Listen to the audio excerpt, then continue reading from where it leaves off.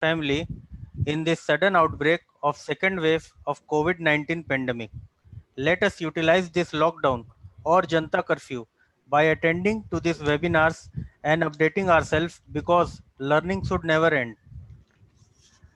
Therefore, today we have with us resource person from Mumbai, CA Sumit Mehta, and today's session chairman, CA Atul Mehrotra, Regional Council member, CIRC. I welcome both of you, sir, for today's webinar.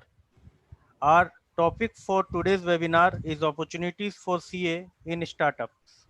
As we हाँ have heard about this word startup many times in news that government is promoting startups by encouraging people to explore into new ventures and areas. The motive behind promoting startups is very clear, that is to establish make in India concept which will not only boost this economy but also save the forex by reducing importing of such services from other countries and therefore increase the employment. In today's webinar, we will see how chartered accountants will get opportunities in these startups. For further deliberation, I hand over to our session chairman, CA Atul Malhotra ji, to introduce our speaker, CA Sumit Mehta. Please. Thank you, the chairman of the Dhanbad branch, Prateek Ganeriwal ji. First of all, very good afternoon to all of you. And it's very important ऐसा भैया जो भी for all of us to know about the opportunities of the startup, how we can associate with this, how we can take it as our other services, which may be the major services in due course of time. So, from Bareilly, Sudhir Mehrotra ji, chairman, Hitesh Agarwal ji, secretary, Sarthak ji, vice chairman, Sharma ji, PC Sharma ji, Sikasa chairman, Sumit bhai, and from Dhanbad, Prateek ji, Shivam Agarwal, vice chairman, Rahul Gupta ji, secretary, Chawla ji, always smiling face, the immediate chairman, immediate past chairman, and now the treasurer, and Rahul Singhania ji, Sikasa chairman. As said by me earlier, before start of the meeting, the young dynamic boy from the Prayagraj, Atul Mishra, chairman. I think he is the youngest chairman of the Prayagraj branch. Gaurav Agarwal ji, who is also having vice chairman along with the secretary. Divya ma'am as treasurer and Sikasa chairman, and Tushar Pandey ji, my seniors in the profession. So before the start of this virtual meeting, though learned speaker with us, and I am thankful to Sumit Mehta ji because we just decided 2 days back that we should utilize this time for some diversification of our professional opportunities. Considering all this, I requested Sumit bhai, and he immediately agreed for being with us, for sharing his experience, for sharing his views, for having the deliberation how we can explore this startup as our professional opportunities. So before inviting Sumit Mehta ji, I just want to request Atul Mishra ji to introduce our today's learned speaker, Sumit Mehta ji, briefly. Over to Atul Mishra ji.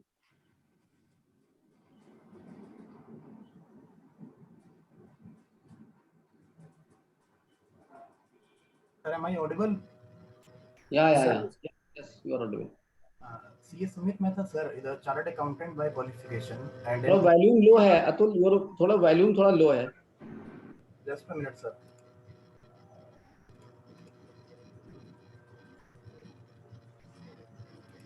अब सही है sir? Yes sir, ठीक है sir. CA ठीक है भाई, ठीक है. CA Sumit Mehta, sir, is a chartered accountant by qualification and an investment banker with more than 2 decades of experience. He owns his own boutique advisory firm, Paradigm Advisors, and advises corporates in corporate strategy, fundraising,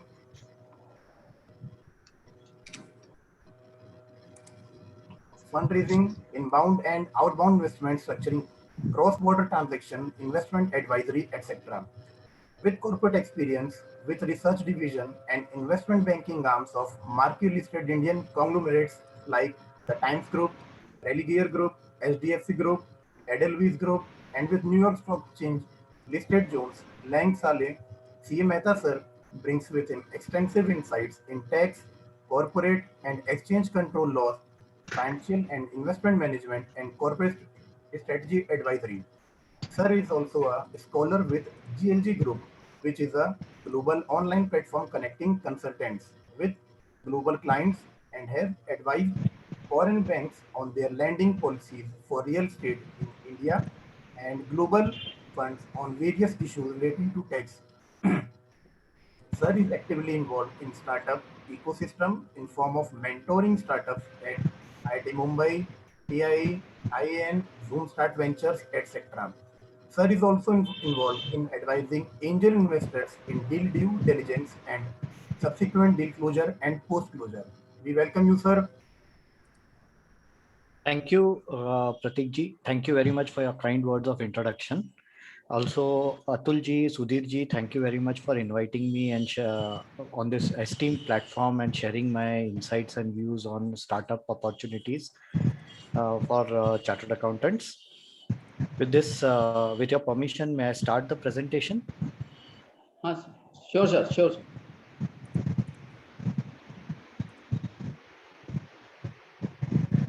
So, ladies and gentlemen, seniors in profession, my fellow chartered accountants, thank you very much for inviting me. आज का अपना जो topic है वो है opportunities for chartered accountants in startup space.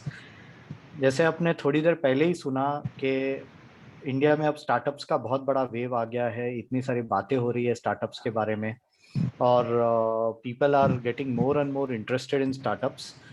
तो it is appropriate for us to know एक तो सबसे पहले कि what is startups all about and the second thing is what are the opportunities. तो मैं ये इसको मैं दो rather 3 parts में major 3 parts में मैं ये पूरे presentation को segregate कर रहा हूँ.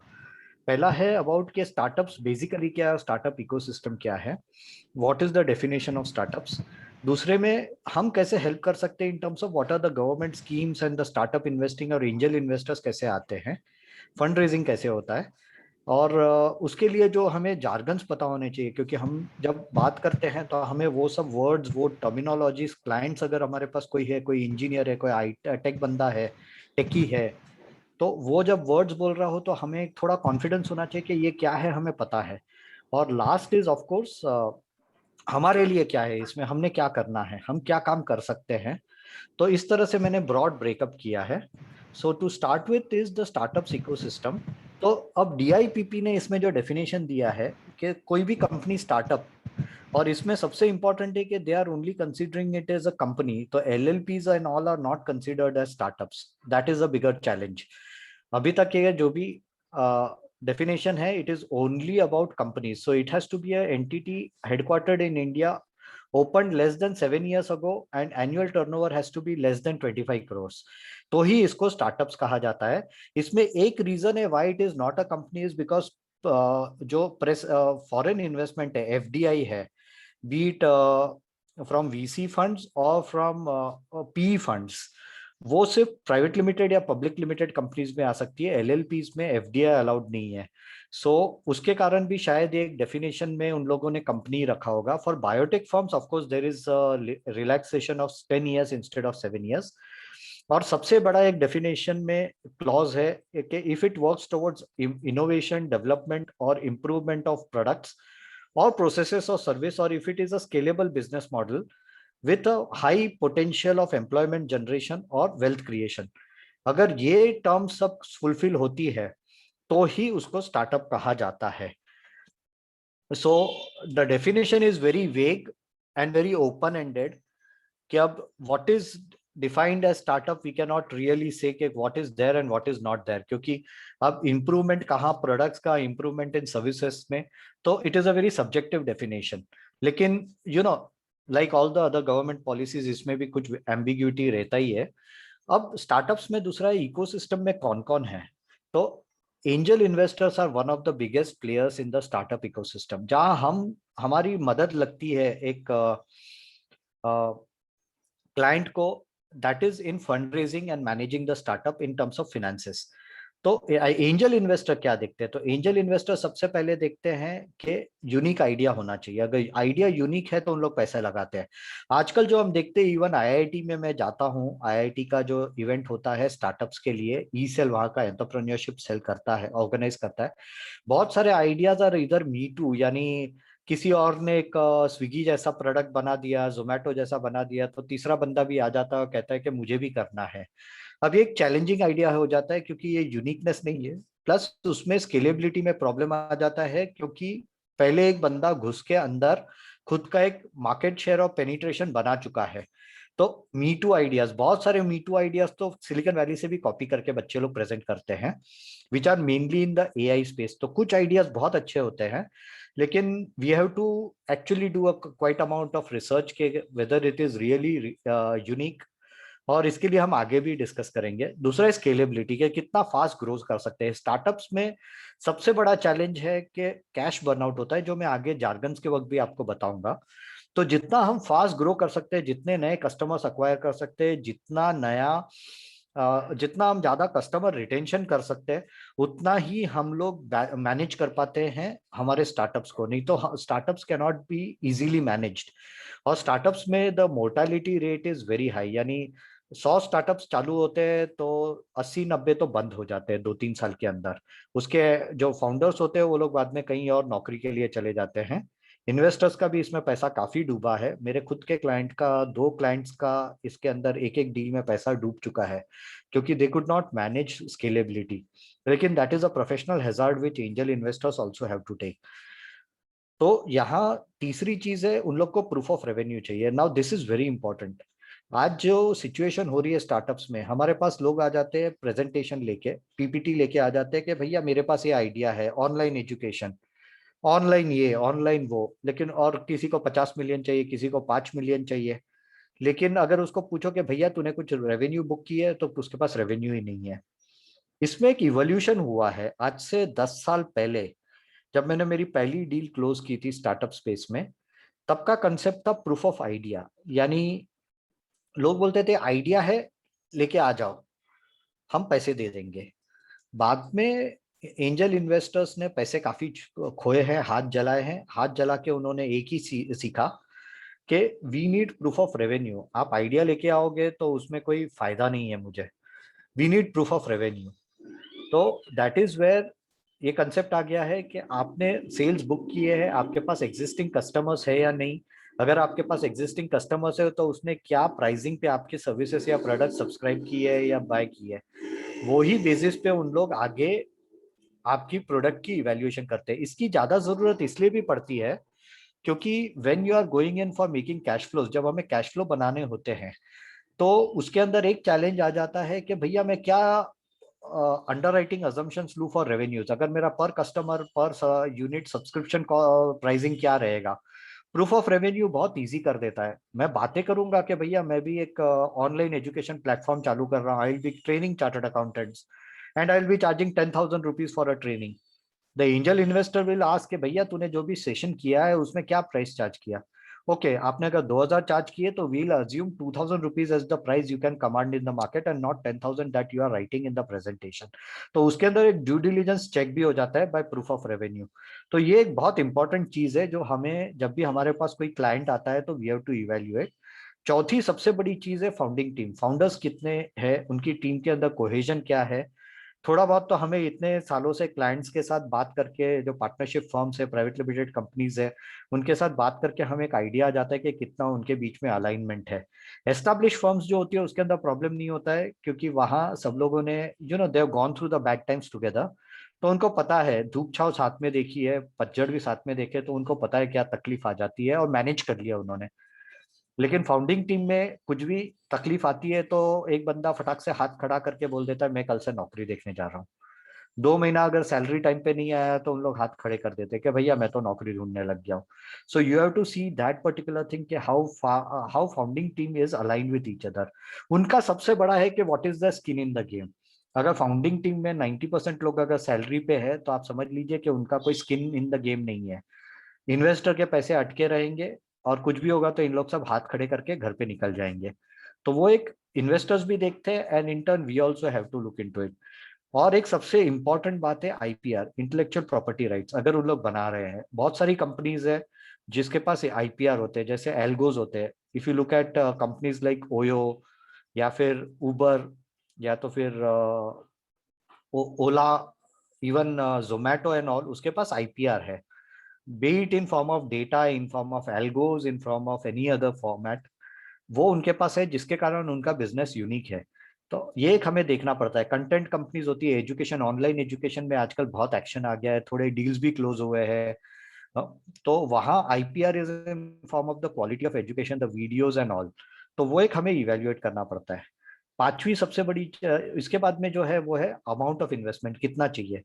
इसमें एक बहुत इंपॉर्टेंट चीज है जो मैं बॉम्बे, दिल्ली, जैसे इंडियन एंजल नेटवर्क है दिल्ली में, मुंबई एंजल्स है बॉम्बे में, हैदराबाद एंजल्स है, बैंगलोर एंजल्स है, उन लोग किक स्टार्ट वेंचर्स है, उन लोग सब में है कि उन लोग $500,000 यानी रफली 3.5-4 करोड़ रुपए के ऊपर का इन्वेस्टमेंट नहीं करते हैं। उससे ज्यादा इन्वेस्टमेंट अगर किसी को चाहिए तो then that particular startup is initially going wrong. अगर आप मैक्सिमम इन्वेस्टमेंट की डील साइजेस देखेंगे तो 200,000, 300,000, $350,000 की ही डील साइज मैक्सिमम होती है। तो इसमें सबसे बड़ी चीज है कि हमें वो देखना चाहिए कि कोई बड़ी डील्स लेके आए $1 मिलियन, $2 मिलियन, $5 मिलियन, तो उसको इनिशियली हाथ लगा के कोई फायदा नहीं है unless they have a proven track record and उन लोग सीरीज बी या सीरीज सी, जिसके बारे में आगे मैं डिस्कस करूंगा, वो कर रहे हो। तो ये हमने बहुत इंपॉर्टेंट चीज है अमाउंट ऑफ इन्वेस्टमेंट। दूसरा इसके साथ मैं ऐड करूंगा कि वैल्यूएशन, नॉर्मली स्टार्टअप्स का वैल्यूएशन जहां आप इनिशियली सीड स्टेज फंडिंग करवा रहे हैं तो उसका वैल्यूएशन $1 मिलियन के ऊपर नहीं होना चाहिए। Because a startup, a angel investor will look at investing not more than 49%. Reasons I don't need to tell you. You all are chartered accountants and know it extremely well. वो 49% से ज्यादा stake नहीं लेते और वो $500,000 से ज्यादा नहीं डालते। तो रफली $1 मिलियन के आसपास का मैक्सिमम वैल्यूएशन उन लोग एक्सपेक्ट करते हैं। बाद में आती है इंपॉर्टेंट चीज है कैपिटल प्रोटेक्शन। ये हमारे लिए बहुत इंपॉर्टेंट है कि भैया आपने कैसे, जो भी इन्वेस्टर आएगा वो देखेगा कि अपनी चमड़ी कैसे वो सेफ रखता है, how is he managing the downside risk. अगर कल सुबह कुछ गड़बड़ होती है स्टार्टअप में, of course 90% 80% startups are going to go bust, लेकिन हम कैसे उसमें से पैसे रिकवर कर ले रहे। सो कैपिटल प्रोटेक्शन में there are ways and means, like IPR बेचा जा सकता है कि नहीं। जैसे बैजूस है तो बैजूस को कल सुबह इन्वेस्टर एक चीज देख सकता है कि बैजूस का जो भी इंटेलेक्चुअल प्रॉपर्टी है, जैसे उसने जो वीडियोस बनाए हैं, वो मैं आगे कोई दूसरी बड़ी कंपनी को बेच सकता हूँ कि नहीं। That will be the kind of things जो एक इन्वेस्टर देखेगा। या फिर मैं ये कंपनी अगर लॉस मेकिंग भी हो तो ये कुछ एल्गो बना सकता है या दूसरा कोई इसके पास ऐसी चीजें हैं कि जिसके कारण मैं कोई बड़ी कंपनी के साथ इसका मर्जर करके मैं निकल जाऊं। Because the most important thing that a investor looks is exit. Exit यानी मैं कैसे मेरी कंपनी में अपना स्टेक बेच के, जहां मैंने इन्वेस्ट किया है वो बेच के मैं अपना पैसा लेके निकल सकूं। Because at the end of the day investment is all about exit. अगर हम पैसा बनाते हैं तो ही वो इन्वेस्टमेंट प्रॉफिटेबल है। वो हमें तो 3, 5, 7 साल के बाद ही पता चलेगा कि हमने गलती की या हमने एक सही डिसीजन लिया। सो अब इसके बाद में जो हमारी पहले बात हुई थी कि कौन से फंड रेजिंग सीरीज है। So the first fund raising series में, यानी एक startup over a period, over a life time, जो पहले 5, 7 साल या 10 साल है, उसमें जो फंड रेजिंग करता है, आप लोगों ने सुना ही है, अभी तो यूनिकॉर्न्स भी आ गए, 10 यूनिकॉर्न्स आ गए, बैजूस और उन लोग सबका $1 बिलियन का वैल्यूएशन हो गया। Unicorn is any company, any startup who has achieved $1 billion, यानी 100 करोड़, 7,000 7,500 करोड़ का जिसने वैल्यूएशन अचीव कर लिया है, वो सब यूनिकॉर्न कहलाए जाते हैं।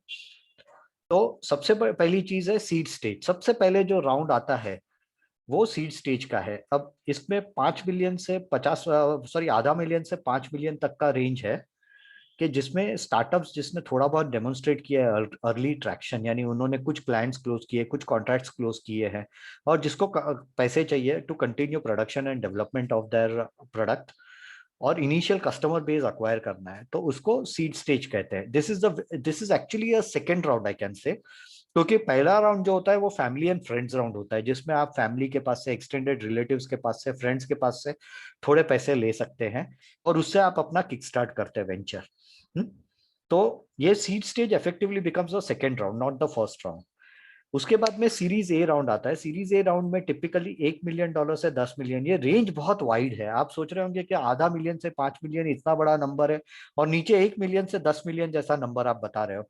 इसमें बेसिकली फंड्स कैसे आ रहे हैं, कौन सा सेक्टर है। जैसे अगर एनबीएफसी सेक्टर होगा तो एनबीएफसी सेक्टर में तो 5 मिलियन $10 मिलियन भी कम है। $10 मिलियन यानी 1 करोड़ रुपए, अगर 70-80 करोड़ रुपए मिलते हैं एनबीएफसी को, तो एनबीएफसी का वो एक साल का भी रन रेट नहीं है। उसको लेंडिंग करना है तो शायद 3-4 महीने में ही लेंडिंग हो जाए। यहाँ कुछ चार्टर्ड अकाउंटेंट्स अपने साथ होंगे जो 70-80 करोड़ रुपए का तो एक साल के अंदर ही, उनका जो प्राइवेट फाइनेंसिंग है, उनके खुद के इन्वेस्टर्स है, ब्याज पे पैसा चढ़ाते हैं, उन लोग ही 70-80 करोड़ तो एक साल में उन लोग ही पैसे घुमा डालते होंगे यहाँ cities like Kanpur, Lucknow and all, Allahabad and all. तो $10 million for a NBFC is very less, but for a tech startup who is into say something like a algo based thing, 10 million is very big. So it will depend upon the sectors also. तो आपने वो एक ख्याल रखना पड़ेगा कि कौन से सेक्टर के लिए 10 मिलियन बहुत ज्यादा है, किसके लिए 10 मिलियन बहुत कम हो जाता है। So these are the nitty-gritties in this.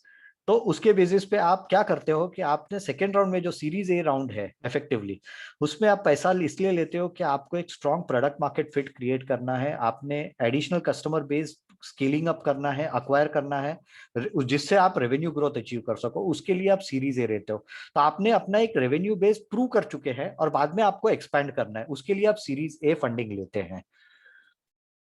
उसके बाद में सीरीज बी और सीरीज सी आ जाता है। तो series B C only the name changes and the status changes, यानी 1 साल के बदले अगर आपने 2 साल 3 साल तक काम किया है, आपके पास कस्टमर बेस आ गया है, आपको मार्केट शेयर एक्सपैंड करना है, आपको थोड़ा पेनिट्रेशन इंक्रीज करना है, आपको ग्रोथ अचीव करना है, वो सब के लिए आपको डोमिनेशन, मेनली मार्केट डोमिनेशन, तो आप सीरीज बी लेते हैं। और ये सब अमेरिकन जार्गन सब इंडिया में लग गए। नहीं तो हम लोग पहले, आज से 10 साल पहले हम क्या बात करते थे, एंजल फंड्स या एंजल ग्रुप्स, वहां से वीसी फंड, और वीसी फंड से PE fund, that and then IPO. That was the scale के 4 राउंड्स में हम फंडिंग कर होता है, जो आजकल series A, series B, series C वो सब नाम आ गए हैं। But it is depending on mainly the stability of revenues. अब दूसरी चीज है, सीरीज बी में जरूरी नहीं है कि कंपनीज आर प्रॉफिटेबल। एक जमाने में हम लोग बात करते थे कि भैया आप प्रॉफिटेबल होंगे तो हम आपको वीसी फंड्स के पास लेके जा सकते हैं, लेकिन आज वीसी फंड्स के अलावा पी फंड्स भी, आज आप फ्लिपकार्ट का डील देखिए, फ्लिपकार्ट के डील में अमेजोन ने पैसा डाला और अमेजोन ने देखा है कि कंपनी तो पूरी लॉस में ही है। आज इतने साल हो गए and company still in loss, फिर भी वैल्यूएशन आ रहा है। जो कहा भी गया था पहले इन द इंट्रोडक्शन कि कैसे वो वैल्यूएशन होता है, which will discuss in opportunities. तो इस तरह से हम सीरीज बी और बाद में सीरीज सी राउंड्स में हम एक्सपैंड करते रहते हैं। It is only about the amount of money and the end use of money, उसके बियॉन्ड कुछ नहीं है, कितना आप ग्रोथ अचीव करना है। तो ये नेम से नोमेनक्लेचर्स है, लेकिन beyond that this are all jargons. तो ideally this is mainly for you to know कि भैया जब हम बात करते हैं, जिसने पहले एक बार फंड ले चुका है तो दूसरी बार वो जब वीसी फंड के पास जाना है तो that can be called as a series A और a series B lending. P fund के पास जा रहा है then it becomes a series B and a series C lending. And a strategic investor, यानी कोई फॉरेन कंपनी है, if you are getting them in India as your key partner, उसको एक मेजर स्टेक दे रहे हैं, then that becomes a series C funding. अब सबसे बड़ी बात है गवर्नमेंट स्कीम्स फॉर स्टार्टअप्स। ये बहुत जरूरी है क्योंकि हमारे पास मैक्सिमम क्लाइंट्स जो आएंगे उनको ये भी एक एडवाइस चाहिए होगा कि हम कौन सी कंपनीज में कौन से गवर्नमेंट स्कीम्स है। तो I briefly run you through all the schemes, और मैं बाद में ये प्रेजेंटेशन और स्कीम्स का जो एक्सेल शीट है वो मैं अतुल जी को मेल कर दूंगा, तो Atul ji can circulate it to all the members here. तो for a moment I will just stop this and I will use the Excel sheet with your permission.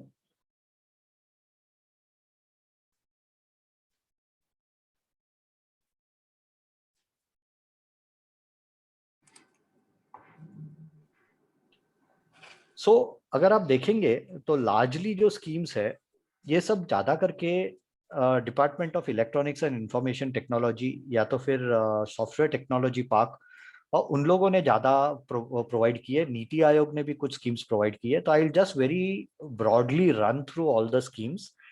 तो the first scheme is support for international patent protection in electronic and information technology.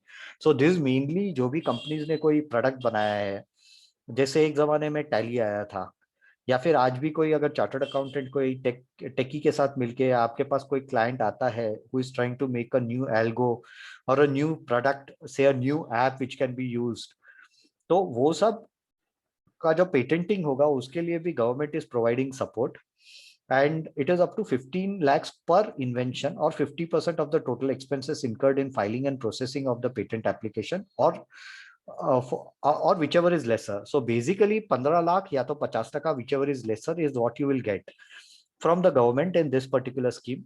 This is run by the Department of Electronics and Information Technology, DETI. Okay, और ये कौन से sectors के लिए? IT है, IT services है, analytics है, enterprise software है, इसके अंदर सब प्रोडक्ट्स आ जाते हैं। किसी को ERP बनाने, किसी को एप्स बनाने हैं, टेक्नोलॉजी हार्डवेयर आ जाता है, इंटरनेट ऑफ थिंग्स आ जाता है, और आर्टिफिशियल इंटेलिजेंस आ जाता है। So this is a very wide area. और सेम एक मल्टीप्लायर ग्रांट स्कीम गवर्नमेंट ने लॉन्च की है जिसमें 2 करोड़ तक का अमाउंट मिलता है for a duration of the project and should be less than 2 crore. So ये स्केलिंग अप के लिए है कि आपका जब प्रोडक्ट चालू हो गया तो आपको ग्रांट्स के थ्रू आपको इनिशियल फंडिंग मिल जाती है to run the particular venture. Software technology parks also provides you schemes के जहां आपको sell in the DTA up to 50% of the free on FOB value of the exports is permissible for depreciation on computers at accelerated rates. तो ये तो mainly it is from the depreciation point of view and the tax benefit point of view. लेकिन we need to know this for helping our clients. Electronic development fund है जिसमें companies को risk capital मिलता है from daughter funds. तो इसमें क्या एक मदर फंड बनाया है गवर्नमेंट ने, हाँ, उसके नीचे there are daughter funds which are managed by independent individual investment managers who have a background in investment management for startups और इन वेंचर कैपिटल स्पेस। तो उन लोग गवर्नमेंट के पास बिड करते हैं, उन लोगों को पैसा मिलता है। तो डॉटर फंड्स का सो गवर्नमेंट का जो मदर फंड है that is also called the fund of funds.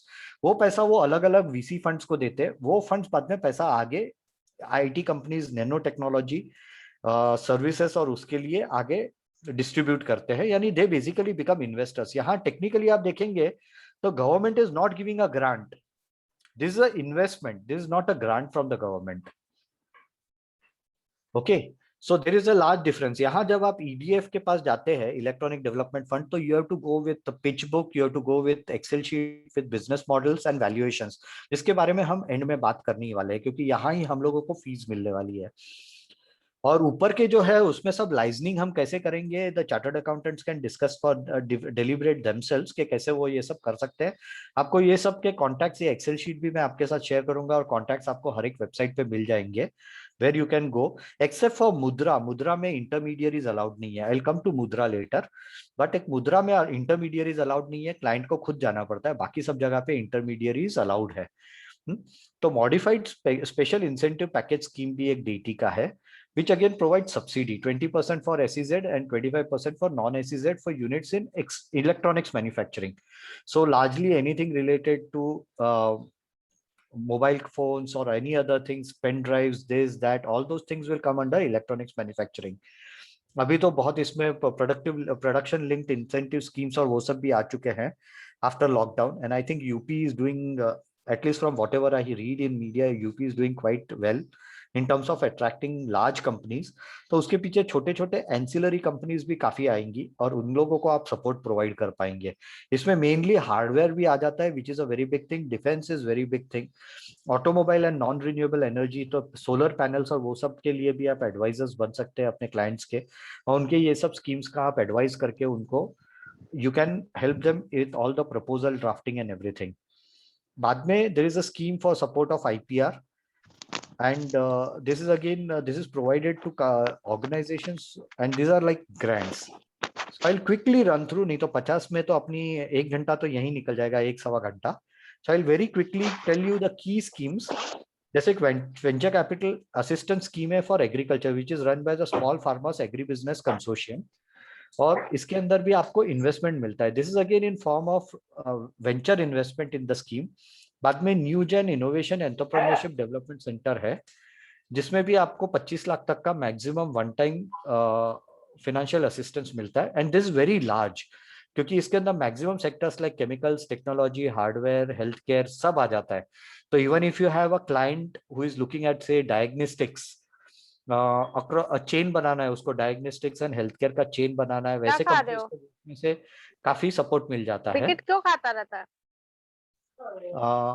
Ritesh ji, then we have schemes which are sector agnostic. Now ये एक बहुत ही नया जार्गन है। सेक्टर जो आज के ऊपर आपने जो देखा होगा, जैसे एग्रीकल्चर है या हार्डवेयर है, केमिकल्स है, टेक्नोलॉजी है, एरोनॉटिक्स है, एरोस्पेस है, डिफेंस, यानी दे आर सेइंग कि we will give money only for these kind of sectors. लेकिन जब सेक्टर एग्नोस्टिक की बात आती है तो कोई भी सेक्टर हो, कल सुबह कोई वहां अगर सैनिटाइजर बनाने वाली कंपनी है तो उसको भी ये बेनिफिट मिल जाएगा। उसको दूसरे आगे की स्कीम्स में ना मिले, शायद केमिकल्स में मिल जाएगा उसको, लेकिन दूसरे स्कीम्स में ना मिले। लेकिन सेक्टर एग्नोस्टिक जो रहती है उसमें कोई भी कंपनी हुआ फिटिंग इनटू द रिक्वायरमेंट्स, उसको वो स्कीम में बेनिफिट मिल जाती है। सो सेक्टर एग्नोस्टिक में उन लोग कोई डिफरेंशिएशन नहीं करते हैं। जबकि जहां उन लोग स्पेसिफाई करते हैं कि कोई अगर ministry which is running it, जैसे डेटी है, तो deity will only look at schemes in IT sector, in technology sector. Agriculture will only look at agriculture sector. Sector agnostic schemes will be run for all the sectors, and these are not under any specific sectoral ministries. They are generally under something like finance ministry या NSIC, और उसके अंदर वो आ जाता है। So they also have schemes in raw material assistance, which is under the NSIC. This is for small industries. Very importantly, raw material assistance is only for MSMEs. कि आपको purchasing के लिए आपको बल्क डिस्काउंट और वो सब avail करने के लिए आपको बेनिफिट्स मिल जाते हैं। सिंगल पॉइंट रजिस्ट्रेशन स्कीम है NSIC का, so that you can get benefits of bidding without, आपको मेनली एग्जम्पशन मिलता है EMD फॉर गवर्नमेंट टेंडर्स। आजकल गवर्नमेंट काफी कुछ EMD टेंडरिंग SME से करवा रही है, और उसके लिए EMD का वेवर के लिए आपने यहाँ रजिस्ट्रेशन कराना पड़ता है। तो this is a very interesting scheme. दूसरा एस्पायर है, which is the scheme for promotion of innovation or entrepreneurship and agro industry. Again, this is very specific. It is only for agriculture, pets and animals, यानी animal food और वो सब area है। Social impact is becoming a very big sector now. Social impact में आप village level पे health care services, tertiary health care services चालू करना चाहते हो, वैसा जो भी है वो टाइप के sectors are coming under social impact, जिसका इम्पैक्ट इम्प्लीकेशन सेक्टर सोसाइटी को ज्यादा मिलता है। And of course it is known as social entrepreneurship. तो आप बिजनेस भी कर रहे हो, लेकिन there is a larger goal of serving the people. Even something like self help groups will form into this segment. Then you have various companies who could be in the servicing this sector, they will fall under this. So this is based on the existence of a incubator. ये सब incubator के अंदर में होता है। Infrastructure development scheme में आपको infrastructure create करना हो, यानी ऑफिस क्रिएट करना है, तो आपको उसके लिए ऑफिस या फिर इवन आपको अगर वेयर हाउसिंग फैसिलिटी या इंक्यूबेटर बनाना है तो you can get money for that. This can become very interesting because अगर आपके पास कोई क्लाइंट है who is a real estate developer, specially in Lucknow, तो उसको बेनिफिट हो सकता है, क्योंकि लखनऊ या Kanpur and all those places are now become growing quite fast. तो किसी को वहां अगर इंक्यूबेशन सेंटर डालना है in partnership with some educational institution, कोई कॉलेज, तो this scheme can ideally work in that partnership.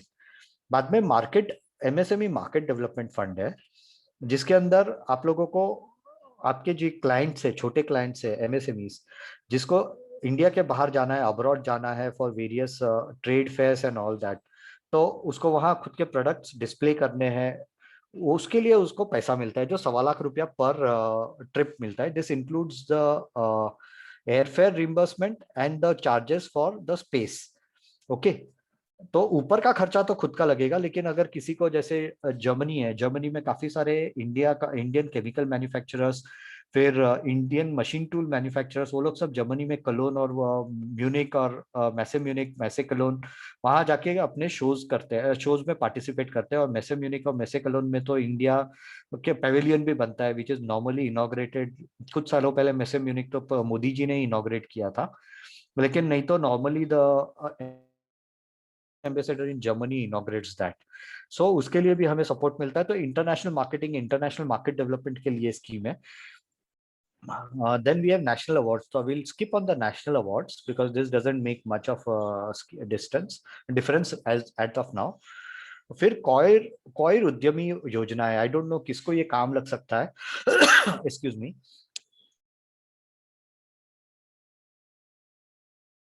Distracting 40% margin money subsidy. तो इसमें ओनर्स कॉन्ट्रीब्यूशन इज ओनली 5%। आपको 5% खुद के पैसे लगाने हैं, 40% आपको मार्जिन मनी सब्सिडी में मिलता है और 55% का आपको बैंक क्रेडिट मिलता है। So this is mainly again for agro based industries which are in the coir sector. तो शायद somebody who is dealing in this can be benefited. International cooperation scheme है which is for tourism and human resource and all. इसमें incentives categories के हिसाब से very करते हैं। Credit linked capital subsidy एक है जिसमें आपको 40 लाख से 1 करोड़ का सीलिंग है एंड आपको rate of subsidy is enhanced और उसके अंदर आपको पैसा मिलता है capital subsidy for technology upgradation. This is helpful for all the MSMEs who are operating in interiors and who want to go for a round of capital investment in this particular situation. So ये आपके beyond your normal startup clients, this will also help all the small clients who are coming into you, all the MSMEs, manufacturing companies will quickly go to others spaces like Atal. Now this is a very interesting Atal incubation centers which is under the Atal innovation mission, जिसके अंदर chemicals, hardware और वो सब sectors है और उसके अंदर grant in aid मिलता है 10 करोड़ का to each AIC। Now Atal incubation centre is a incubation centre जहां आप एक साथ बहुत सारे स्टार्टअप्स को कलेक्ट कर सकते हैं, उनको हेल्प कर सकते हैं। तो अगर ये something, if they are senior chartered accountants who have very good network of clients और इन्वेस्टर्स है, HNIs है उनके पास, तो दे शुड लुक एट। और अगर उनके पास कोई एक एजुकेशनल इंस्टीट्यूशन है जो क्लाइंट है या उसके फाउंडर्स या trustees are your clients, I think you should give this idea to the college also, educational institution, to start a Atal incubation center जिसके अंदर वहां के कॉलेज के इंजीनियरिंग कॉलेज होगी, उसके बच्चे लोग खुद ही प्रेजेंट करेंगे आइडियाज जैसे IIT में होता है और उसको गवर्नमेंट से सपोर्ट भी मिल जाता है 10 करोड़ तक का। They have to evaluate all the proposals जो कॉलेज का मैनेजमेंट है और जो अच्छे आइडियाज है उसको वहां इंक्यूबेट कर सकते हैं और वो इंक्यूबेशन के बाद वो जब बढ़ते हैं तो उसका फंड रेजिंग करा के उसको आगे they can grow independently. So incubation के बारे में हम थोड़ा आगे मेरे प्रेजेंटेशन में लिखा है, तो for a minute I will skip over from that. या फिर you want me to discuss incubation centres, can we, जैसे आप कहे वैसे, नहीं तो फिर we can go ahead and discuss a few other schemes which are very interesting and then we can move on. वैसे ही टिंकरिंग लैब्स है, टिंकरिंग लैब्स में ज्यादा फर्क नहीं है लेकिन इसके अंदर it is provided for each and every individual entity कि जिसके अंदर आप जहाँ टिंकरिंग हो सकता है, कोई अगर वहाँ चेंजेस लाना चाहता है खुद के प्रोडक्ट में, तो it is under the Atal innovation mission only. This for the startups. ये idea Atal innovation mission was a proposal by Niti Aayog, so that is what you can do. ये उड़ान स्कीम तो JNK के लिए है, so we are not required to know about it. Then we have department of heavy industries जो chemical technology, उसके लिए one time grant देती है 25% का of the cost of the technology acquisition and up to amount of 10 crore, यानी 40 करोड़ तक के investment अगर कोई आपका क्लाइंट कर रहा है। This is not only restricted to startups but even MSME clients होंगे आपके, उसके लिए भी ये बेनिफिशियल हो जाता है। तो उसके लिए आपको ये प्रपोजल आप करके you can get a grant from the department of heavy industries. Similarly clean development national clean energy fund भी है जिसके अंदर रिफाइनेंसिंग होता है। तो basically this is money which is presented to the government, to the banks and banks are then refinancing the commercial banks. Okay, so that is how it is going and it is for a project proposal up to 15 crores. So it is for anything like waste management, solar plants हो किसी का कि because that is under SERI जो who has a PPA with NTPC। तो आपके कोई clients वो sector में या कोई सोलर पैनल मैन्युफैक्चरिंग का काम कर रहे हैं तो उसको ये सब में बेनिफिट हो जाएगा। फिर इरेडा का स्कीम है for 75% of the invoice value pending for 6 months, उसका रिफाइनेंसिंग करा देते हैं। सिमिलरली ब्रिज लोन्स मिलते हैं ministry of natural resources and energy के through. Okay, for projects 80% of the existing amount is available for capital subsidy. Then there are bridge loans for renewable energy against काफी ये कुछ सारा repetition है, क्योंकि हर एक जो फोकस सेक्टर्स है लाइक रिन्यूएबल एनर्जी, टेक्नोलॉजी, वो सब में मल्टीपल स्कीम्स बने हैं, जैसे loan for rooftop solar power.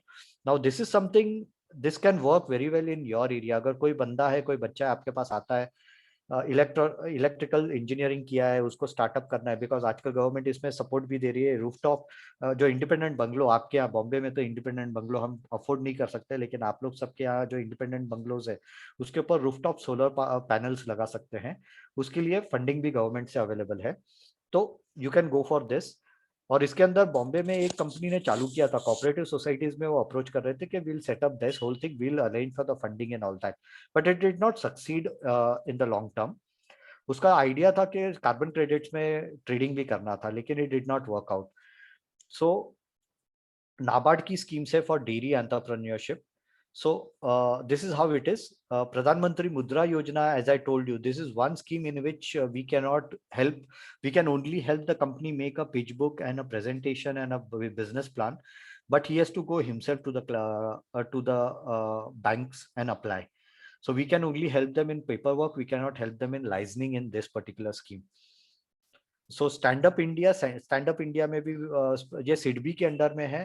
This is a very good scheme. इसमें आप 10 लाख से 1 करोड़ तक का आप कंपोजिट लोन मिल सकता है, 75% of the project cost including the working capital, and this is where there is a lot of action happening. Or SIDBI prefers to deal with intermediaries and chartered accountants and financial consultants, so आपको काम easy हो जाता है।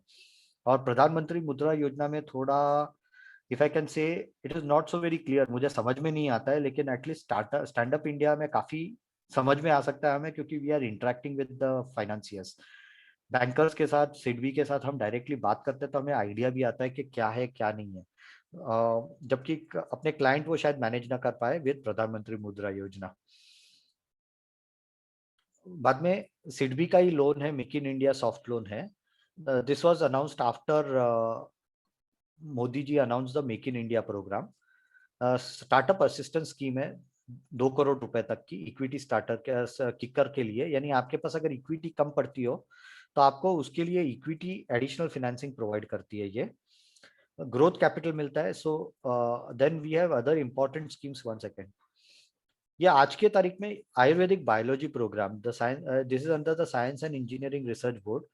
ये health care sector में, chemicals में, क्योंकि आपको कुछ भी रिसर्च करना है तो यंग साइंटिस्ट है, रिसर्च प्रोफेशनल्स है, उन लोगों को जो उनके रिसर्च प्री ऑपरेटिव एक्सपेंसेस है, if they have a kind of technology which is made, a formula which is made and they want to start, किसी को काढ़ा से कुछ करना है या any other Ayurvedic thing, then they can use this particular scheme. So this something which you can use for your clients in the future.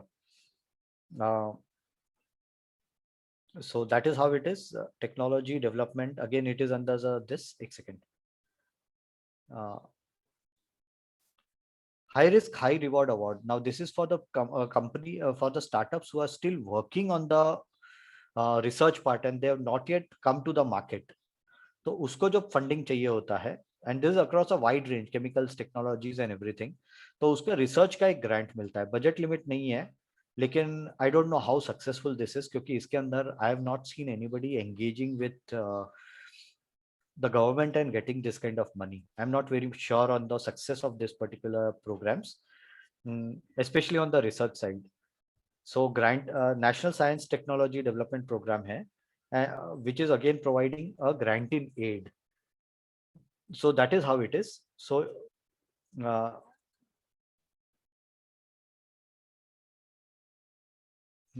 yeah, so these are broad list. मैं आगे ये share करूँगा so that you can have it on board with you at every point of time. And after the session we can also have a round of questionnaire wherein questions where we can discuss this again, and I'll go back to the presentation with your permission.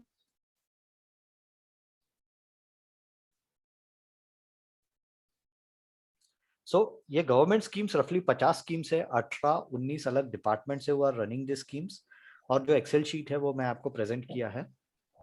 अब सबसे बड़ी चीज है startup investing and angel investors. Now this is very interesting thing कि आप इसके अंदर जब हम स्टार्टअप्स की बात करते हैं, अपने यहाँ काफी सारे, आप में से यहाँ काफी सारे चार्टर्ड अकाउंटेंट्स होंगे जिनके पास UHNIs है, HNIs है, जो इन्वेस्ट भी हाँ जी, थोड़ा सा वॉल्यूम थोड़ा लो हो गया। हाँ ओके, अब आ रही है बराबर आवाज? हाँ जी ठीक है सर। हाँ, सो अगर आपके पास कोई बड़े HNI इन्वेस्टर्स है जो इन्वेस्ट भी कर सकते हैं, तो even they can be involve in this, यानी आप आगे चल के, यानी एक तो आप फंड रेजिंग करा देंगे, आप स्टार्टअप्स को एडवाइस कर सकते हैं, साथ में आपके कोई इन्वेस्टर्स, कोई क्लाइंट है, HNI क्लाइंट है जो इन्वेस्ट करना चाहता है, जो कि स्टेक लेगा, तो आप अगर उनको भी बोल के रखे, क्योंकि मेरी एक सर्विस लाइन है आउटसोर्स CFO, जिसके अंदर में क्योंकि I don't do the earlier part, यानी मैं स्टार्टअप्स के लिए मार्केट में जाके पैसा नहीं लेता हूं, लेकिन मेरे पास 4 इन्वेस्टर्स है जिनके पास अगर स्टार्टअप्स आते हैं, तो मैं पूरा इवैल्यूएशन, ड्यू डिलीजेंस वो सब करके उसको बताता हूँ कि ये प्रोजेक्ट प्रपोजल एक्सेप्ट करो, ये रिजेक्ट करो, और उसमें कुछ अलग नहीं है। वी हैव डन 50% जो भी टेक्निकल एक्सेल शीट का पार्ट है वो तो हम लोग ने CA फाइनल में, और अब के जो नए वाले चार्टर्ड अकाउंटेंट्स है उन लोग ने तो CA इंटर में ही कर लिया है, so that is no rocket science for us, और सीनियर चार्टर्ड अकाउंटेंट्स ने तो काफी सारा काम किया ही है। सो आप ये भी एक सर्विस अपने दिमाग में रख सकते हैं, और अपने HNI क्लाइंट्स, UHNI क्लाइंट्स को आप प्रपोज कर सकते हैं कि उन लोग जब इन्वेस्ट कर रहे हो स्टार्टअप्स में, तो they can seek your services, जो मैं आगे आपको डिटेल में भी बताने वाला हूँ, कि क्योंकि ये थोड़ा रिस्की है। शेयर मार्केट में तो आप जाएंगे, पैसा लगाएंगे, या फिर जो मार्केट में पैसा घुमाते हैं कच्चे में या पक्के में, that is a separate thing. जो 1% 2% ब्याज पे घूमता है, या स्टॉक मार्केट या म्यूचुअल फंड में पैसा डालते हैं, वहां एग्जिट बहुत इजी है, लेकिन स्टार्टअप्स में जो इन्वेस्टिंग होता है that is not so easy, क्योंकि आप अनलिस्टेड या प्राइवेट लिमिटेड कंपनी में डालते हैं जिसमें बहुत बार रेवेन्यू नहीं है, प्रॉफिटेबिलिटी नहीं है, तो इन्वेस्टर 5 से 7 साल तक तो अटक जाता है उसके अंदर। आज के तारीख में भी जो VC फंड्स है, जो एंजल फंड्स है, उन लोग ने 5-7 साल, कुछ केसेस में 10 साल तक इन्वेस्टमेंट करके बैठे, बाद में उनको एग्जिट मिली है। तो आपने ये बताना पड़ता है उनको कि it is not as much easy as a normal stock market investment, लेकिन नॉर्मली आप जो करते हैं प्राइवेट लिमिटेड कंपनी में, वो लोग इन्वेस्ट कर सकते हैं, और स्टार्टअप इन, और ये आपको इसलिए भी है क्योंकि you need to know who are those people. मैं आगे आपको लिस्ट भी है, आपको मिल जाएगी, I will share a few other details with Atul ji. और startup investors are taking a higher risk, so जब आप प्रपोजल भी देते हैं तो एक चीज है कि startup investors are much different from the normal, यानी हम जो बनियों के साथ काम करते हैं, गुप्ता अग्रवाल एंड ऑल, यानी मैं खुद भी बनिया हूँ, नथिंग रॉन्ग इन दैट, उन लोग सब एक रिस्क का एक लेवल होता है कि चलो मुझे 2-2.5% मिल रहा है तो आई लुक फॉर दैट, लेकिन यहाँ 2-2.5% भी नहीं मिलता है ऊपर आगे चल के, तो इसके लिए एक अलग पूरा इन्वेस्टर कैटेगरी है, विच इंक्लूड्स प्लेसेस लाइक से इंडियन एंजल नेटवर्क आपको मिल जाएगा। मैं नंबर्स, पद्मजा का नंबर भी अतुल जी के पास शेयर करूंगा। अतुल जी, आप पद्मजा का नंबर भी आगे शेयर कर दीजिए मेंबर्स के साथ। She is managing Indian angel network, which is the largest angel investing network. तो आपके क्लाइंट्स के लिए फंड रेजिंग करना हो तो you can approach her directly. Or startup investors have to take a higher risk, and they look at holding the stake in the startup either till the time the startup gets listed or acquired by a larger company, या तो फिर उसके अंदर second round of fund raising हो जाता है, और वो VC को जब देते हैं या PE फंड को देते हैं तो पार्शियल एग्जिट ले लेते हैं। अब पार्शियल एग्जिट क्या होता है कि कोई दूसरा इन्वेस्टर आता है, वो बोलता है कि ठीक है मैं नेक्स्ट राउंड के लिए पैसा दे रहा हूँ, तो मैं 25 करोड़ डाल रहा हूं, तो मैं जो एग्जिस्टिंग इन्वेस्टर हूं बोलूंगा भैया एक काम करो, 25 करोड़ के साथ एक 5 करोड़ का मेरा भी शेयर खरीद लो, सो दैट मेरा थोड़ा स्टेक कम हो जाए और मेरा रिस्क कम हो जाए, मेरा एक्सपोजर कम हो जाए। तो नॉर्मली जो नया इन्वेस्टर आता है उसको, उसके दिमाग में भी वो होता है, जो पी फंड्स होते हैं, VC फंड्स होते हैं, उनको पता है कि पहले के राउंड के जो इन्वेस्टर्स होंगे वो भी थोड़ा अपना स्टेक हल्का करने की कोशिश करेंगे, ऑफलोड करने की कोशिश करेंगे, तो उन लोग वो माइंडसेट के साथ बैठे रहते हैं कि थोड़ा पैसा उन लोग कंपनी में डालेंगे, थोड़ा पैसा उन लोग एग्जिस्टिंग इन्वेस्टर्स को देके उसका स्टेक खरीद लेंगे। So you can keep this in mind when you are structuring a deal for your client, when you are going in for a fund raising to a VC fund specially. तो investors कौन से तरीके के होते हैं? तो first of the category is individual angel investors. These are all HNIs और UHNIs होते हैं जो 2 करोड़ से 2.5 करोड़ से 25 करोड़ 25 लाख तक का इन्वेस्टमेंट करते हैं। 2 crore 2.5 crore on the lower side. जैसे बॉम्बे में अगर आप देखेंगे तो मुंबई एंजल्स के अंदर लोगों का मिनिमम टारगेट उनको दिया है कि they have to invest 2 crore every year. तो उन लोग के पास 20 डील आती है तो सब जगह उन लोग 10-10 लाख रुपया लगा देते हैं। वो एक तरह से अच्छा भी हो जाता है क्योंकि उनको पता है कि वो 20 कंपनीज में से 15 कंपनी तो डूब सकती है, लेकिन वो दूसरे 5 कंपनीज है उसमें से एक आधी कंपनी भी यूनिकॉर्न बन जाती है तो उसके 20 कंपनी के पैसे वहां से ही रिकवर हो जाते हैं। And that is the way angel investors work. और उसके बाद में एंजल इन्वेस्टर्स नेटवर्क है, जो मैंने आपको कहा। अब इंडिविजुअल एंजल इन्वेस्टर का एक लिमिट आ जाता है, वो छोटे वेंचर्स फंड कर सकते हैं, लेकिन बड़े वेंचर्स में उन लोग हाथ नहीं डाल सकते। जहां 3.5-4 करोड़ रुपया लगाना है तो शायद उन लोगों को तकलीफ हो, तो वो केस में एंजल इन्वेस्टर्स नेटवर्क आ जाता है, जहां 100, 150, 200 इन्वेस्टर होते हैं, जिसको जमता है 10, 15, 20, 25 इन्वेस्टर्स साथ में मिलके एक कंपनी में इन्वेस्ट करते हैं, एक स्टार्टअप में इन्वेस्ट करते हैं।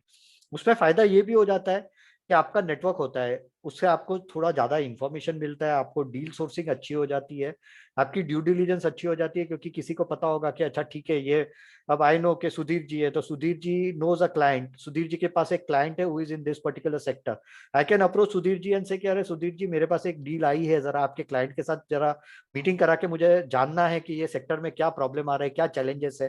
तो मेरा ड्यू डिलीजेंस में एडिशनल इनपुट्स भी आ जाते हैं। या फिर अतुल जी होंगे, ये उन अपना एंजल इन्वेस्टर नेटवर्क का एक बेनिफिट ये हो जाता है कि हमारे पास मल्टीपल ब्रेन्स आ जाते हैं, मल्टीपल लोगों के कारण अपना नेटवर्क बढ़ता है, तो ड्यू डिलीजेंस भी बहुत अच्छा होता है। शायद मुझे एक पर्टिकुलर सेक्टर समझ में ना आया, आज के तारीख में मैं मेरे क्लाइंट्स को बोलता हूँ ऐप में एक भी पैसा इन्वेस्ट नहीं करना है। आई क्लियरली टेल देम, मेरे पास प्रपोजल आता है, मैं रिजेक्ट कर देता हूँ, क्योंकि मुझे ऐप समझ में ही नहीं आते हैं, मुझे टेक्नोलॉजी समझ में नहीं आती है। लेकिन अगर कोई दूसरा हो बंदा, अगर 3-4 लोग साथ में काम करते हो और किसी और को शायद टेकी हो, जैसे इंडियन एंजल नेटवर्क में there is a person was the former managing director of Ravi Venkatesan, he was the former managing director of Microsoft, तो उसको टेक बराबर समझ में आता है, उसके पास टेक की डील होगी, ही कैन से कि ओके दिस इज गुड और बैड। तो वो एक बेनिफिट आ जाता है एंजल नेटवर्क का, जो इंडिविजुअल्स के पास नहीं होता है, क्योंकि they may not know all the sectors. बाद में एंजल फंड आ जाता है। अब angel fund is it is very much like a mutual fund, I don't need to tell you, these are all SEBI registered category 1 alternative investment funds, जिसमें आप पैसे collect करते हैं, fund manager collects money and then he starts investing based on the mandate of the fund, के कौन से geographical area, कौन सा सेक्टर, कौन सा स्टेज ऑफ द स्टार्टअप, कौन सा टाइप ऑफ स्टार्टअप, कौन से टाइप ऑफ इन्वेस्टर्स या एंटरप्रेन्योर्स में इन्वेस्ट करना है। So this is a extremely professional way, angel fund is the most professional. अगर आप हायरार्की देखेंगे तो इंडिविजुअल एंजल इन्वेस्टर में थोड़ा विम्सिकलनेस आ जाता है कि नहीं जाने दो, मेरे क्लाइंट ने किया, उसने बोला नहीं नहीं सुमित भाई ये चलता है, इसको थोड़ा और पैसा दे देते हैं। सो एक थोड़ा एम्बिग्यूटी आ जाता है, थोड़ा लीवे आ जाता है। एंजल इन्वेस्टर नेटवर्क में वहां थोड़ा स्ट्रिक्टनेस होता है, but it is not because it is not regulated by SEBI और वहां इन्वेस्टमेंट काउंसिल्स नहीं है, वो सब नहीं है, तो वो थोड़ा फिर भी स्ट्रिक्ट होता है, क्योंकि अगर कोई एक डील कर रहा होगा दूसरा ना बोलेगा कि नहीं we are not going to approve, because it works on a concept of unanimity, तो उसके कारण थोड़ा स्ट्रिक्ट हो जाता है। And angel funds are extremely strict because they have to pass everything to the investment committee, investment committee approve करेगा तो ही पैसा दे सकते हैं एडिशनल। तो यहाँ वो जो आर्बिट्रीनेस वो पूरा निकल जाता है, professionalism is on the highest level. दूसरा रीजन है क्योंकि एंजल फंड का जो फंड मैनेजर है उसको आगे दूसरा और तीसरा राउंड ऑफ फंड रेजिंग भी करना है, उसको हमेशा डर लगा रहता है कि यहाँ मेरे पैसे डूबे तो आगे में कभी फंड रेज नहीं कर पाऊंगा, तो बहुत एकदम यानी ज्यादा स्ट्रिक्ट रहता है, and he ensures that the deals have to happen properly. जो एक इंडिविजुअल इन्वेस्टर बोलेगा ठीक है मेरे पैसे चले गए तो चले गए, बहुत बार उन लोग रिस्क भी लेना चाहते हैं, गैम्बल करना चाहते हैं। Angel fund never gambles in the market और विद द क्लाइंट। अब उसमें चौथी कैटेगरी है एक्सेलरेटर्स एंड इंक्यूबेटर्स, जो मैंने पहले बात की थी, अटल इंक्यूबेशन मिशन। हाँ, उसके अंदर accelerators and incubators are actually a support to the startups, के जहां फाउंडिंग टीम्स को सपोर्ट मिलता है on to get off the ground, उसको प्रोडक्ट और सर्विस रैंप अप करने के लिए और होन अप करने के लिए सपोर्ट मिल जाता है। इसमें बेसिकली एक्सेलरेटर्स और इंक्यूबेटर्स में क्या हो जाता है कि जो सेक्टोरल एक्सपर्ट्स है वो आ जाते हैं और स्टार्टअप्स को सपोर्ट करते हैं। जैसे एक जीतो है, जैन इंटरनेशनल ट्रेड ऑर्गेनाइजेशन, उनका एक इंक्यूबेटर है। Then there is a incubator in IIT Kharagpur, there is a incubator in IIT Mumbai. Incubator मेरा एक्स कलीग ही मैनेज करता था, now he has moved on to start his own angel fund. तो इन लोग सबके पास टीम होती है, तो उन लोग लोगों को लेके आते हैं, चलो आप एक्सपर्ट हो, आप आ जाओ, आप इसको गाइड करो, आप इसको कनेक्ट दो, वैसे सब उन लोग करते हैं। जैसे आईआईटी बॉम्बे के इंक्यूबेटर में एक बच्चे लोग के ग्रुप ने एक ड्रोन का पूरा प्रोडक्ट बनाया था, जो आपने 3 इडियट्स में देखा था ना, वो लड़का जिसने सुसाइड किया, ड्रोन बना रहा था और ड्रोन में सक्सेसफुल नहीं हुआ तो उसने सुसाइड कर डाला। वो ऐसा एक प्रोडक्ट बनाया था जिसके अंदर कैमरा लगा के आप you can check you can oversee a particular area. तो आईआईटी में सुशांतो जब, यानी सुशांतो मित्रा वाज माय कलीग, वो जब ये था तो उसने ये पूरा होन अप करने में हेल्प किया। उसके बाद में आप लोगों ने एक केस सुना होगा, राजस्थान में भौरी देवी मर्डर केस हुआ था, नेहरू नहर, इंदिरा नहर में डेड बॉडी डाल दी थी। तो उसके लिए दे अप्रोच राजस्थान पुलिस और उनको वो ड्रोन्स ऑफर किए, वो ड्रोन से वो डेड बॉडी एक्चुअली मिली थी, उसके अंदर जो कैमरा और सेंसर्स लगे थे। उसके बाद में IIT help the students to reach out to BSF और वो ड्रोन्स का डील करा के दिया था। तो एक्सेलरेटर्स और इंक्यूबेटर्स क्या होता है कि इसके अंदर लोग होते हैं जिसके कनेक्ट्स है, और वो लोग आगे जाके they help the founders to reach out to people, उनके साथ बात करो, उनके इंट्रोडक्शन करा दो और डील क्लोजर में हेल्प करो। तो बहुत जगह पे जिसको बिजनेस का अच्छा एक्सपीरियंस नहीं है, जिसको नेगोशिएशन स्किल्स उतने बिल्टअप नहीं किए, कोई नए नए स्टूडेंट्स है जिसके पास टेक्नोलॉजी है लेकिन बिजनेस स्किल्स नहीं है, उन लोगों को एक्सेलरेटर्स और इंक्यूबेटर से बहुत बेनिफिट हो जाता है। So that is it. वैसे ही एंजल इन्वेस्टर्स भी एक्सेलरेटर्स और इंक्यूबेटर्स से इन्वेस्ट करते। जो एक्सेलरेटर्स और इंक्यूबेटर्स क्या करते हैं, they have their own set of investors, be it funds, be it other HNIs, जो उन लोगों को जिनके पैसे उन लोग वो स्टार्टअप्स में लगा के देते हैं। तो this is ideally done in the educational institution ideally, या फिर कुछ केसेस में जैसे बॉम्बे में एक वेंचर कैटलिस्ट करके है, वेंचर कैटलिस्ट में एक इंडियन एंजल नेटवर्क से आईएन से भी सही एक बंदा था, वो भी यूपी का ही है। He started it and he is now running it. उसके पास खुद के 50 एक इन्वेस्टर्स है एंड दे हेल्प, उनके पास खुद का प्रीमाइस है, वहां एंटरप्रेन्योर्स आते हैं, बैठते हैं, स्टार्टअप्स वहां से ही ऑपरेट होते हैं and they provide all the connects including connects with the investors. लेकिन इसके अंदर एक है, कुछ सक्सेसफुल हो जाते हैं, कुछ handful of accelerators have been very successful in creating startups attain success, क्योंकि देयर इज नो गारंटी कि स्टार्टअप का प्रोडक्ट है वो मार्केट एक्सेप्ट करेगा। नीड गैप एनालिसिस में बहुत बार बहुत गलती कर देते स्टार्टअप्स, उसके कारण प्रॉब्लम आ जाता है। लेकिन एक है कि if in case there is a accelerator और incubator, they can never give a guarantee. वो सिर्फ सपोर्ट देता है कि मैं यहाँ जाके आपको कनेक्ट करा दूंगा, लेकिन whether the deal can get closed, there is no guarantee, but they are providing you a platform to connect with people. Okay, the difference is very minor. Accelerator में small batches आते हैं, it is like a school. Incubator में on a regular basis लोग आते रहते हैं, जाते रहते हैं, आते रहते हैं, जाते रहते हैं। और एक्सेलरेटर में क्या है, बहुत रॉ स्टेज पे आता है, उनको ग्रूमिंग होता है, उनको ट्रेनिंग होता है, वो सब भी दिया जाता है। इंक्यूबेटर में सिर्फ इंफ्रास्ट्रक्चर प्रोवाइड किया जाता है। It is the difference. Incubator में आइडियली टेक इंक्यूबेटर बहुत सारे हैं बैंगलोर में, वहाँ उन लोग क्या करते हैं, बिल्डर खुद बहुत जगह पे रियल एस्टेट डेवलपर्स ने इंक्यूबेटर बना दिया है, अंदर हाई स्पीड इंटरनेट ले लिया, सर्वर ले लिया, ये वो कर डाला, लोग आओ खुद का कंप्यूटर लेके बैठो काम करो। सो वैसा भी हो जाता है कुछ केसेस में। बैंगलोर में वैसे काफी सारे इंक्यूबेटर्स है छोटे छोटे। So there is a very blurred line जो मैं आपको कह रहा था। The biggest difference is incubators offer dedicated office space whereas accelerators do not. Accelerators आपको ग्रूम करने का और ट्रेन करने का काम करते हैं। Incubator is technically a shared office space with infrastructure. Okay, so इसके अंदर बेनिफिट्स में जो इंक्यूबेटर है, and this is something you can also look at, because अगर कुछ चार्टर्ड अकाउंटेंट्स मिलके अगर आपको एक्सेलरेटर चालू करना है with a good investor set of investors, even you can look at that particular as a service line कि आप मेंटरशिप प्रोवाइड कर सकते हैं। या फिर कोई चार्टर्ड अकाउंटेंट्स यहाँ होंगे जो कोई एजुकेशनल इंस्टीट्यूशन, कोई कॉलेजेस या कोई इंजीनियरिंग कॉलेज की ऑडिट भी करते होंगे, कंप्लायंस हैंडल करते होंगे, they can offer this idea to their clients कि आप इंक्यूबेटर चालू करो। उसके अंदर you can bring in your network. जैसे आप चार्टर्ड अकाउंटेंट्स के पास भी अपना बहुत बड़ा नेटवर्क होता है, बिजनेसमैन, हाँ, अक्रॉस मल्टीपल सेक्टर। तो आप मेंटरशिप प्रोवाइड करने के लिए आपके क्लाइंट्स को वहां बुला सकते हैं कि who can provide mentorship to the startups. उनको कम्युनिटी प्रोवाइड करो so that they can interact with each other. Demo day होता है। Now demo day is the biggest thing in a incubator and accelerator. This is like इस दिन को सब venture capitalist आते, बुलाए जाते हैं, इस दिन को सब स्टार्टअप्स आते हैं और लोग खुद के आइडिया प्रोवाइड करते हैं, प्रेजेंट करते हैं। It is also known as pitch. उस दिन उन लोग पिच करते हैं और उसके बेसिस पे जो इन्वेस्टर्स को पसंद आता है आइडिया, वो उस दिन कर बोलता है कि ठीक है, मुझे ये आइडिया पसंद आ रहा है, ये प्रमोटर पसंद आ रहा है, I want to evaluate the deal further, and then they take it forward.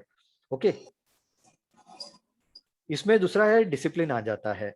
जो घर पे बैठ के काम करते हैं उनमें एक शायद डिसिप्लिन नहीं होता, लेकिन यहाँ क्या ऑफिस है, you have to go at time, आप देखते हैं दूसरे मोटिवेशन के लिए भी बैठते हैं साथ में।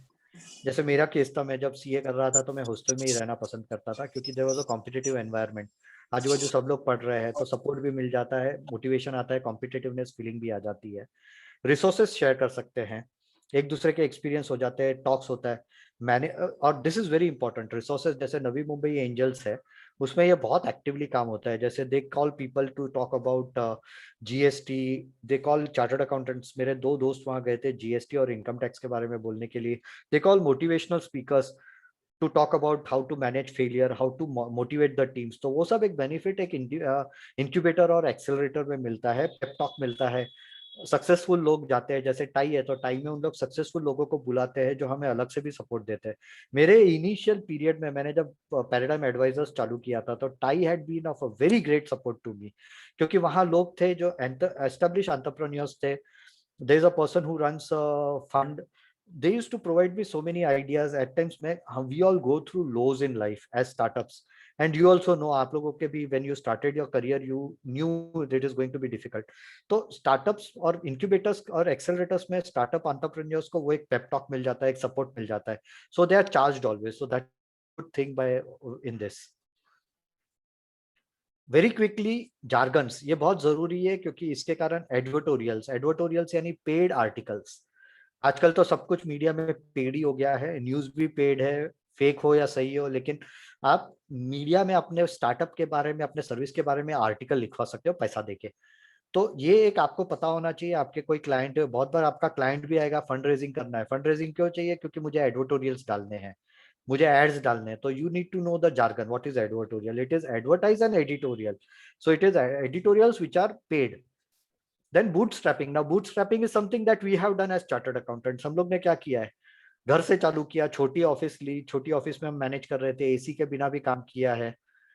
लीन स्टार्टअप्स, बूटस्ट्रैपिंग में पैसा कमाएंगे वैसे हम ग्रो करेंगे। तो ठीक है, हम घर से काम कर रहे हैं, छोटी ऑफिस ली है, छोटी ऑफिस में एसी नहीं है, वहां से बड़ी ऑफिस ली, वो जो ग्रोथ होता है दैट इज बूटस्ट्रैपिंग। ये एग्जैक्टली यही चीज की है गूगल ने, यही चीज की है फेसबुक ने, कि उन लोग कहाँ से चालू है। Google started from a garage, bootstrapping करते करते थोड़े थोड़े पैसे आए तो जोड़ जोड़ के आगे बढ़ते हैं, जो हम देखते हैं छोटे बिजनेसेस यही कर रहे हैं। Lean startups are companies who don't need cash, बहुत कम कैश लगता है और कैश उन लोग जनरेट कर लेते हैं। प्लस लीन स्टार्टअप का बेनिफिट ये होता है कि वो फटाक से अपना बिजनेस प्लान चेंज कर सकते हैं।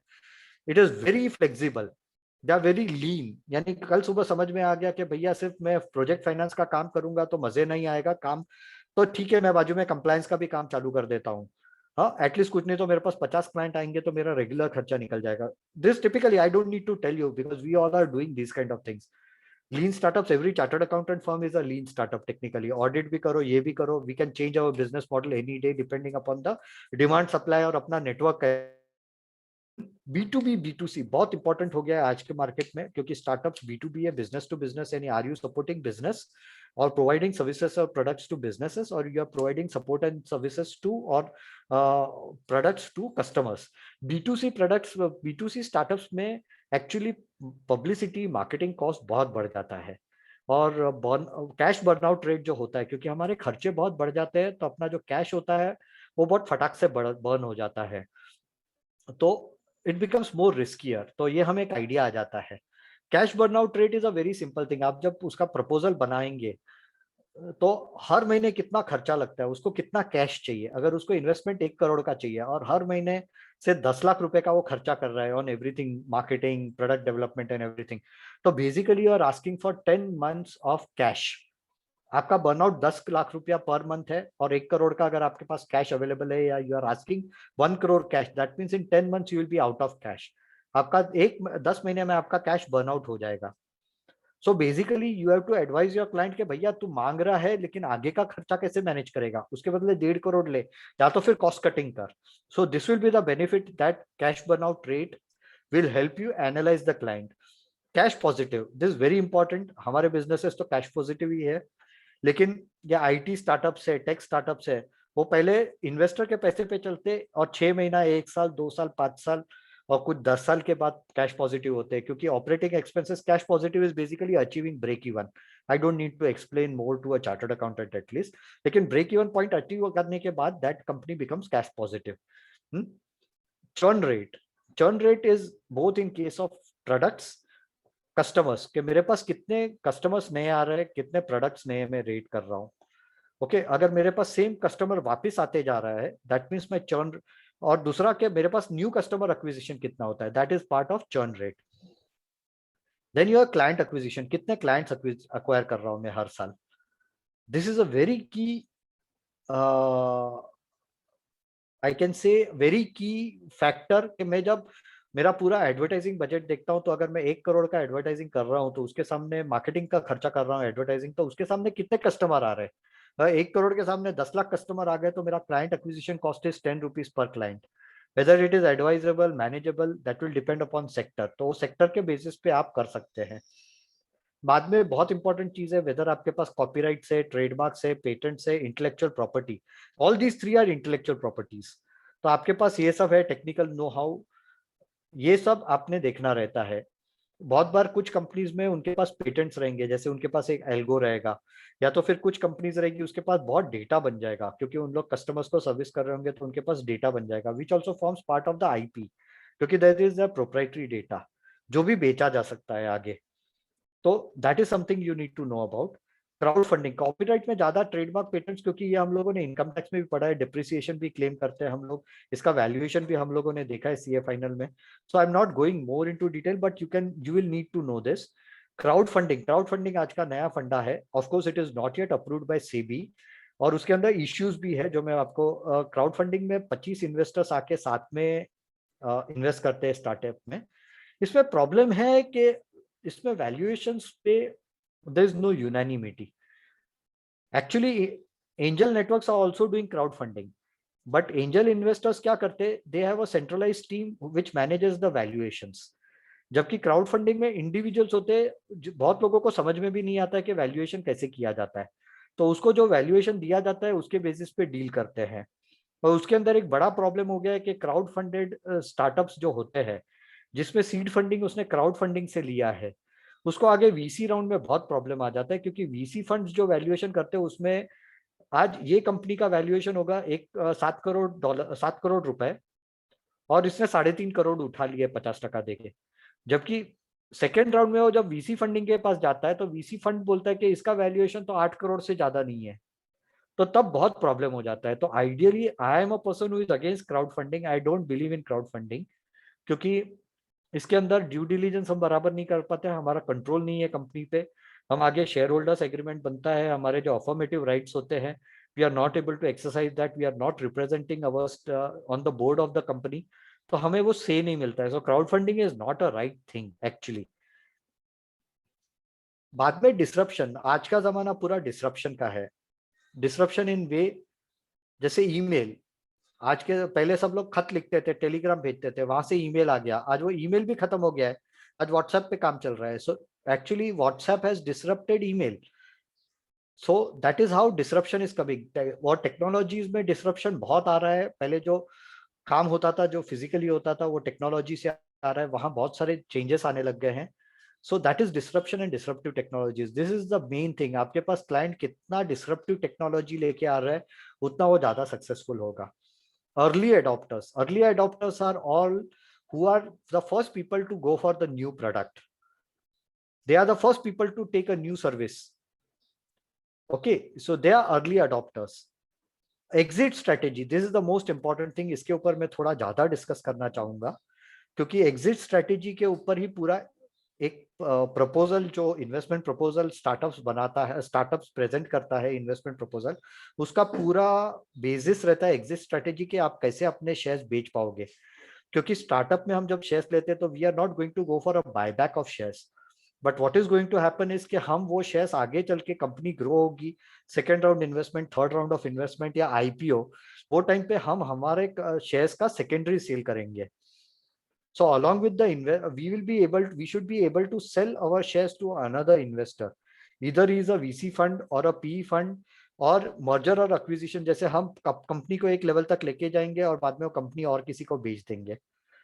Okay, so that is the exit strategy. This has to be very sound, and this is where you need to study the company and the sector very well. Competition क्या है, हमारे पास ऐसा USP क्या है, ऐसा कौन सा disruptive technology है जो अपने पास है, या disruptive product है जो आगे चल के हम कर सकते हैं। जैसे नायका करके एक कंपनी है, investment banker, chartered accountant, investment banker, mother and daughter have started that company, और वो सिर्फ विमेन ब्यूटी प्रोडक्ट्स का काम करती है।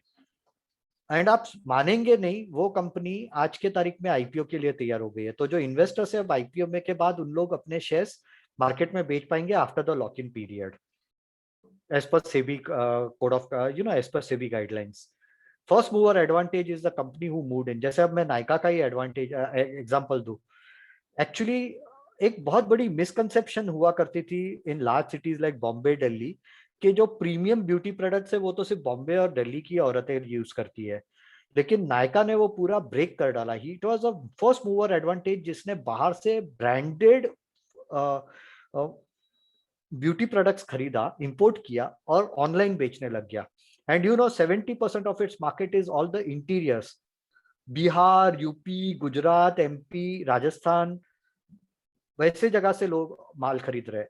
यानी जो हम लोगों का एक कंसेप्ट था कि भैया हम ही अच्छी प्रोडक्ट्स यूज करते हैं, अब वो शटर हो चुका है कि इंटीरियर्स में भी लोग हैं जिसके पास वो एस्पिरेशन है। और वो फर्स्ट मूवर एडवांटेज किसके पास था? नायका के पास था। Okay, so that is what it happens. और या फिर आप देखिए Facebook had a first mover advantage because they made a excellent product. या फिर इवन व्हाट्सएप देखिए, WhatsApp has a first mover advantage. आज टेलीग्राम आ गया है, लेकिन कितने लोग टेलीग्राम पे है? बहुत कम, क्योंकि everybody is habituated with WhatsApp. So first mover advantage is one of the biggest thing that you have to see. Freemium is a very interesting thing which has come up, especially in apps. आपको कुछ चीजें free मिलेगी, उसके ऊपर का पूरा चीज आपको पे करना पड़ेगा। So there is free plus premium, यानी प्रीमियम यानी पे करना पड़ेगा और कुछ चीज फ्री मिलेगी। So this mainly in the IT apps and the IT space.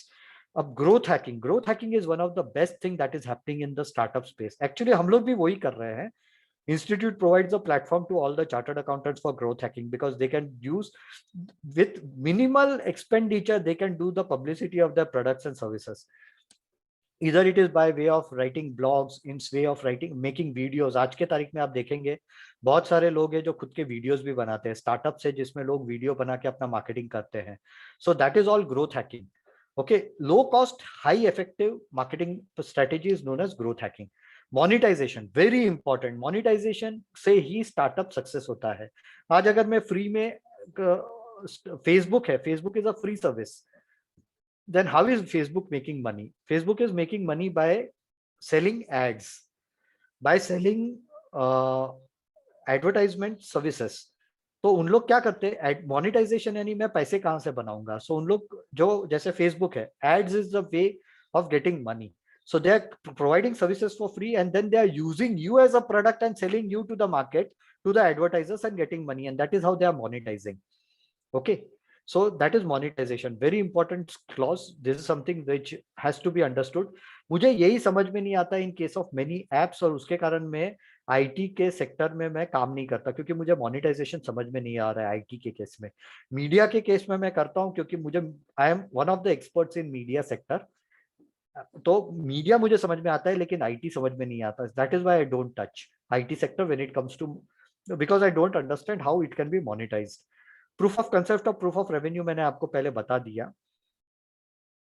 Scalability बहुत इंपॉर्टेंट। आप बहुत फास्ट ग्रो करेंगे तो ही आप टिक पाएंगे मार्केट में। स्टार्टअप्स में सबसे बड़ी चीज है how fast you can grow, because if you are not able to grow fast and somebody who is more aggressive than you, more agile than you, वो सेम प्रोडक्ट मार्केट में लेके आएगा तो आपको वो खा जाएगा। Unless you have patented your UI and all that, और AI, your algo and all, तो बात अलग है। नहीं तो you have to grow extremely fast. That is the most important factor in managing a startup.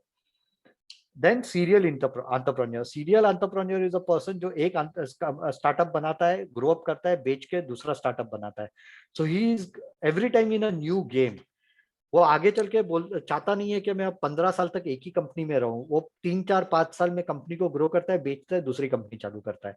Then is sweat equity. I don't need to discuss sweat equity, आप लोग सबने companies act में ये पढ़ चुके हैं।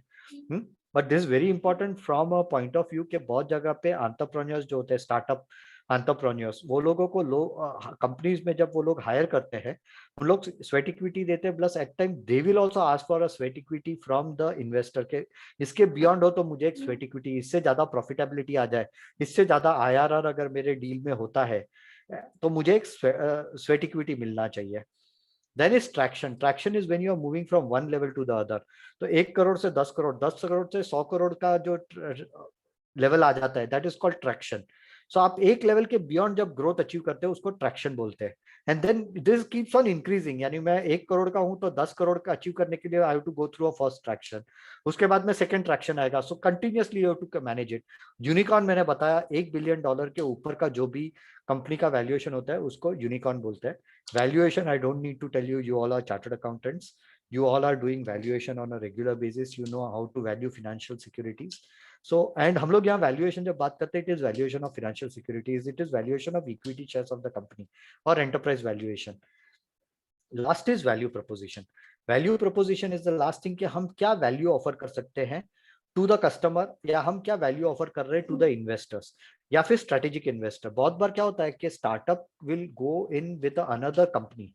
So if I have a product in a particular segment, I can have a JV or I can have an investment coming in from another large company like say Infosys। अगर मेरे पास एक banking product है, मैं Infosys के पास से पैसा लेता हूं और मैं बोलता हूं कि आपको इसमें से इतना जो एरिया है ये आपका प्रोडक्ट भी चल जाएगा। से फिनेकल आपका प्रोडक्ट है, मैं फिनेकल को सपोर्ट करता हूं।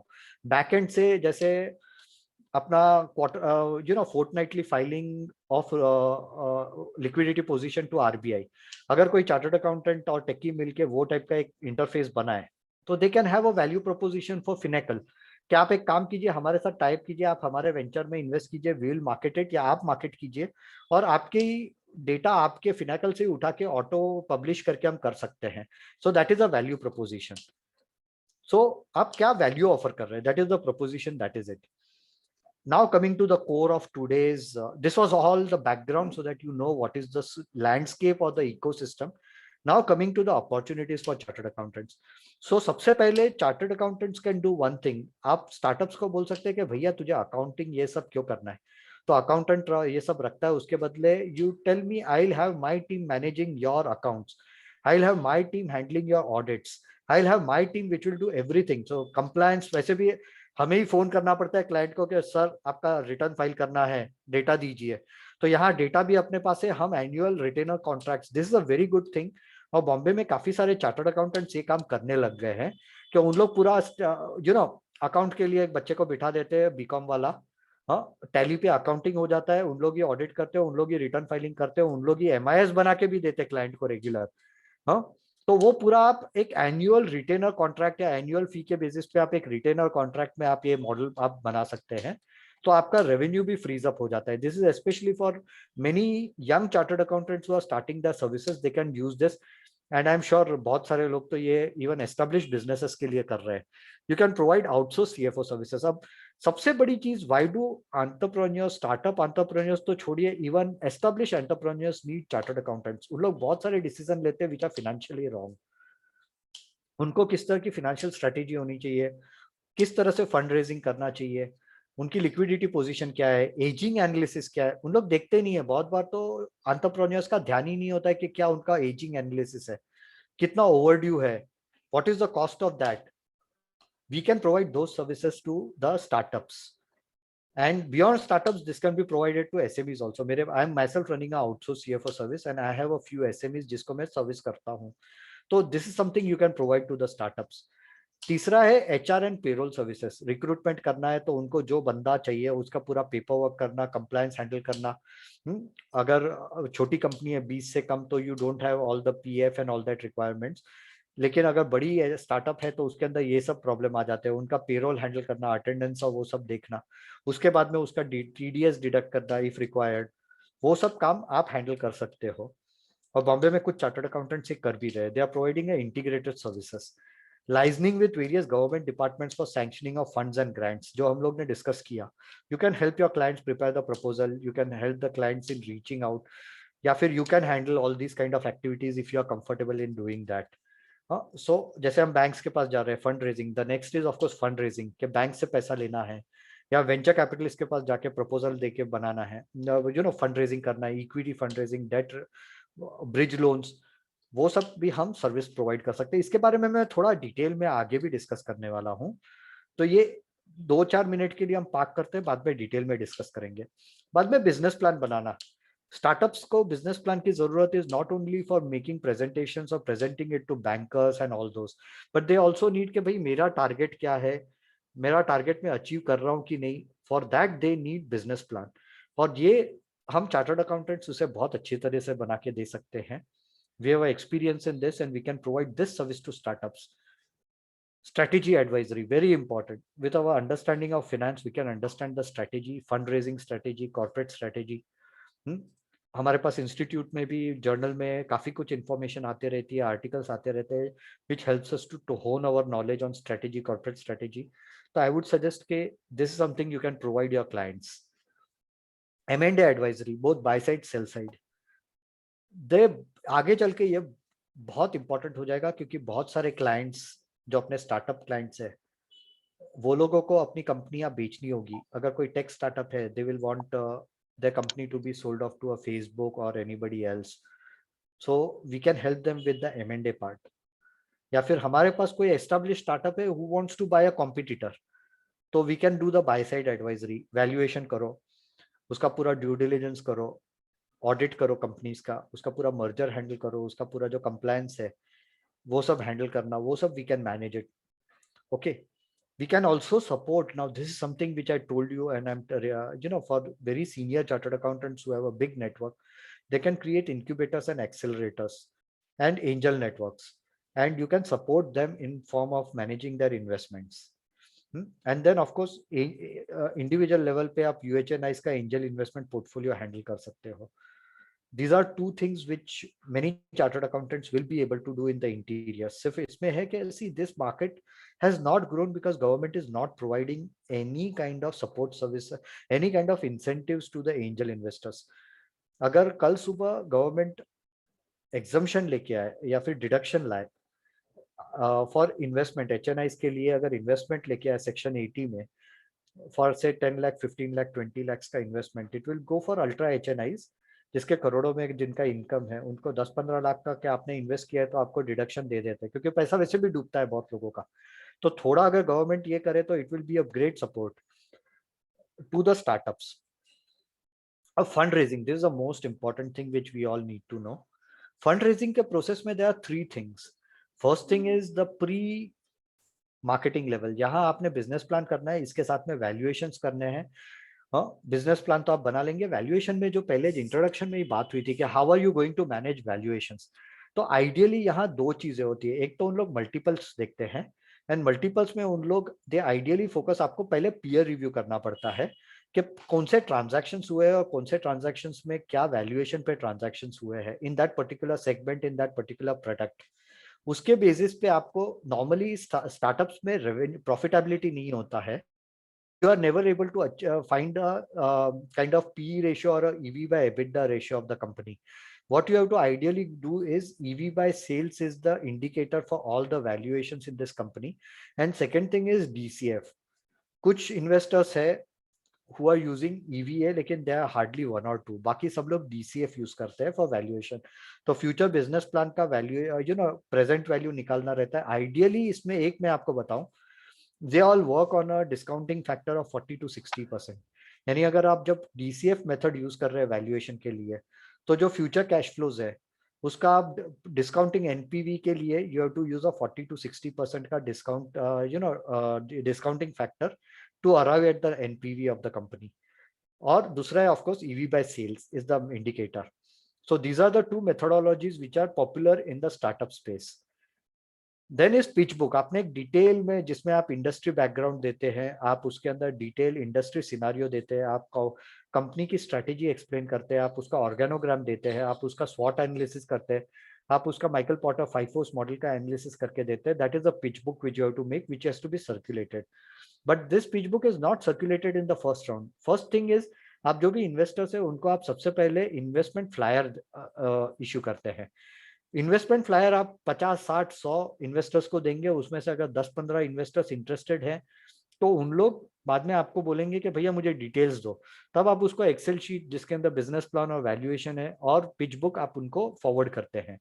नॉर्मली ये जब होता है तो उसके पहले आपके पास एक एक्सप्रेशन ऑफ इंटरेस्ट आता है इन्वेस्टर का कि भैया आई एम इंटरेस्टेड, तो आप उसके हिसाब से मुझे दीजिए।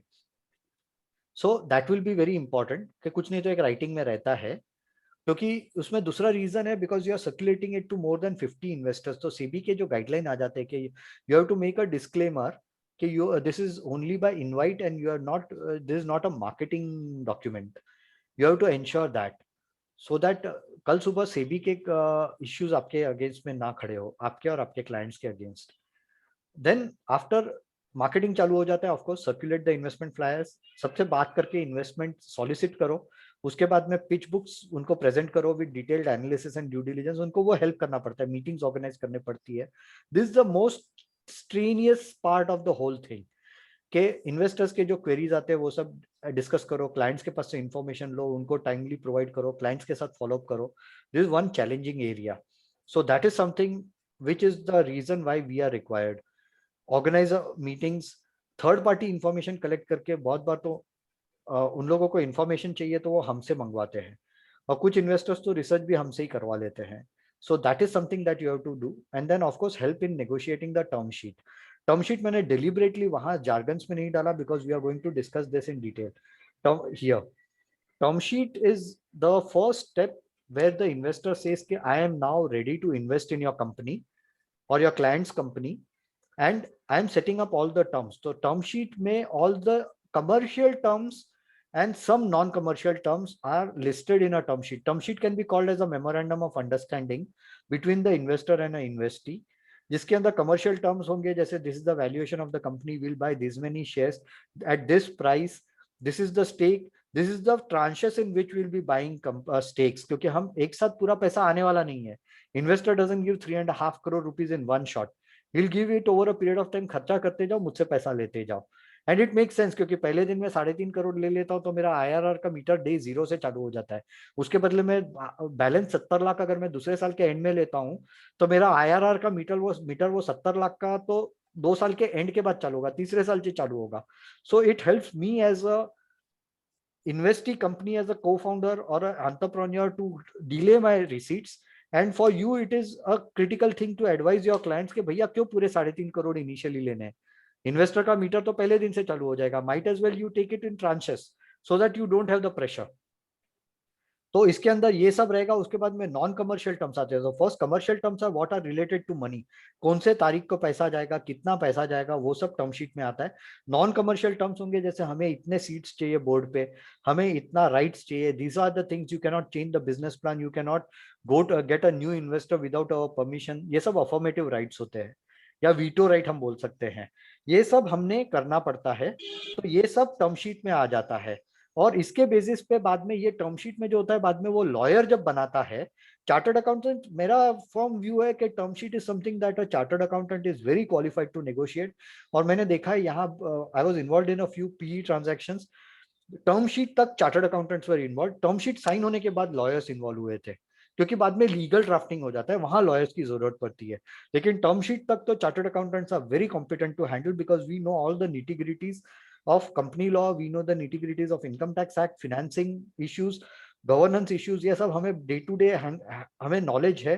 सो वी डोंट नीड टू, यहाँ तक चार्टर्ड अकाउंटेंट्स के बियॉन्ड किसी की जरूरत नहीं पड़ती है। लेकिन इसके बाद में क्लोजर में हमें डेफिनेटिव एग्रीमेंट्स बना ड्राफ्ट करने होते हैं। Definitive agreements, there are 2 definitive agreements, one is a share purchase agreement, जिसके अंदर इन्वेस्टर वो जो कितने पैसे देगा, कौन से टाइम पे देगा, क्या टर्म्स पे देगा, वो सब शेयर परचेज एग्रीमेंट में होता है। Okay, and share holders agreement होता है जिसके अंदर नॉन कमर्शियल टर्म जैसे rights of the investor, board में कितना रिप्रेजेंटेशन रहेगा, फर्दर इक्विटी डाइल्यूशन क्या होगा, whether it has to, what are the procedure required to take the permission from the existing investor, non dilution rights रहता है। जैसे times of India है, उसने जो ब्रांड कैपिटल में इन्वेस्टमेंट किया उसके अंदर वो नॉन डाइल्यूशन राइट्स रखता है। तो नॉन डाइल्यूशन राइट्स इसके, अगर तुमने दूसरे को दूसरा इन्वेस्टर आया उसको इक्विटी इशू किया, you will have to equally pro rata issue equity to me because I don't want to get my stake diluted beyond 26%. या IL&FS ने भी किया है। जब मैं Edelweiss में था, we had invested in a deal Market City करके, और वहाँ IL&FS का ऐसा ही टर्म था कि we will want a non dilution clause। तो जब हमें शेयर्स इश्यू किए गए थे तो साइमल्टेनियसली IL&FS को भी शेयर्स मिले थे, so that their stake doesn't go below 26%। तो ये सब डेफिनेटिव एग्रीमेंट में आता है इन शेयर होल्डर्स एग्रीमेंट। उसके बेसिस पे आर्टिकल्स ऑफ एसोसिएशन और मेमोरेंडम ऑफ एसोसिएशन अमेंड करना पड़ता है, और नए जो अमेंडेड आर्टिकल्स ऑफ मेमोरेंडम है ये आरओसी में फाइल करना पड़ता है। ऑल्सो पोस्ट क्लोजर में ये आ जाता है कि जो डायरेक्टर्स अपॉइंट होते हैं उनका फॉर्म 32 फाइलिंग और वो सब भी आ जाता है। तो these are all post closure issues. यहाँ आपको लॉयर्स की जरूरत ड्राफ्टिंग में लगता है, और नेगोशिएशन में आई थिंक चार्टर्ड अकाउंटेंट्स, क्योंकि as a chartered accountant I have been sitting in many such meetings negotiated with the clients, lawyers help us in drafting it in the legal language, और जो थोड़े जैसे liquidation clauses है, liquidated benefits है, liquidated damages है, वो सब clauses chartered lawyers draft करके डाल सकते हैं। लेकिन आई थिंक ब्रॉडली हम 2-4 एग्रीमेंट्स देख लेते हैं तो we are good enough in handling and understanding. इसमें दूसरी हमारी जरूरत ये पड़ती है कि जब डेफिनेटिव एग्रीमेंट्स होते हैं तो इन्वेस्टर जो बोलता है उसका फिनेंशियल इम्प्लीकेशन क्या पड़ेगा वो हमें समझ में आता है, और हम लोग हमारे क्लाइंट्स को समझा सकते हैं कि भैया इसके अंदर आपको ये इम्प्लीकेशन आ जाएगा, तो आप सोचिए एक बार। So that is where we are required in this whole process. So this is how we can provide all the services to the clients and manage this whole startup ecosystem.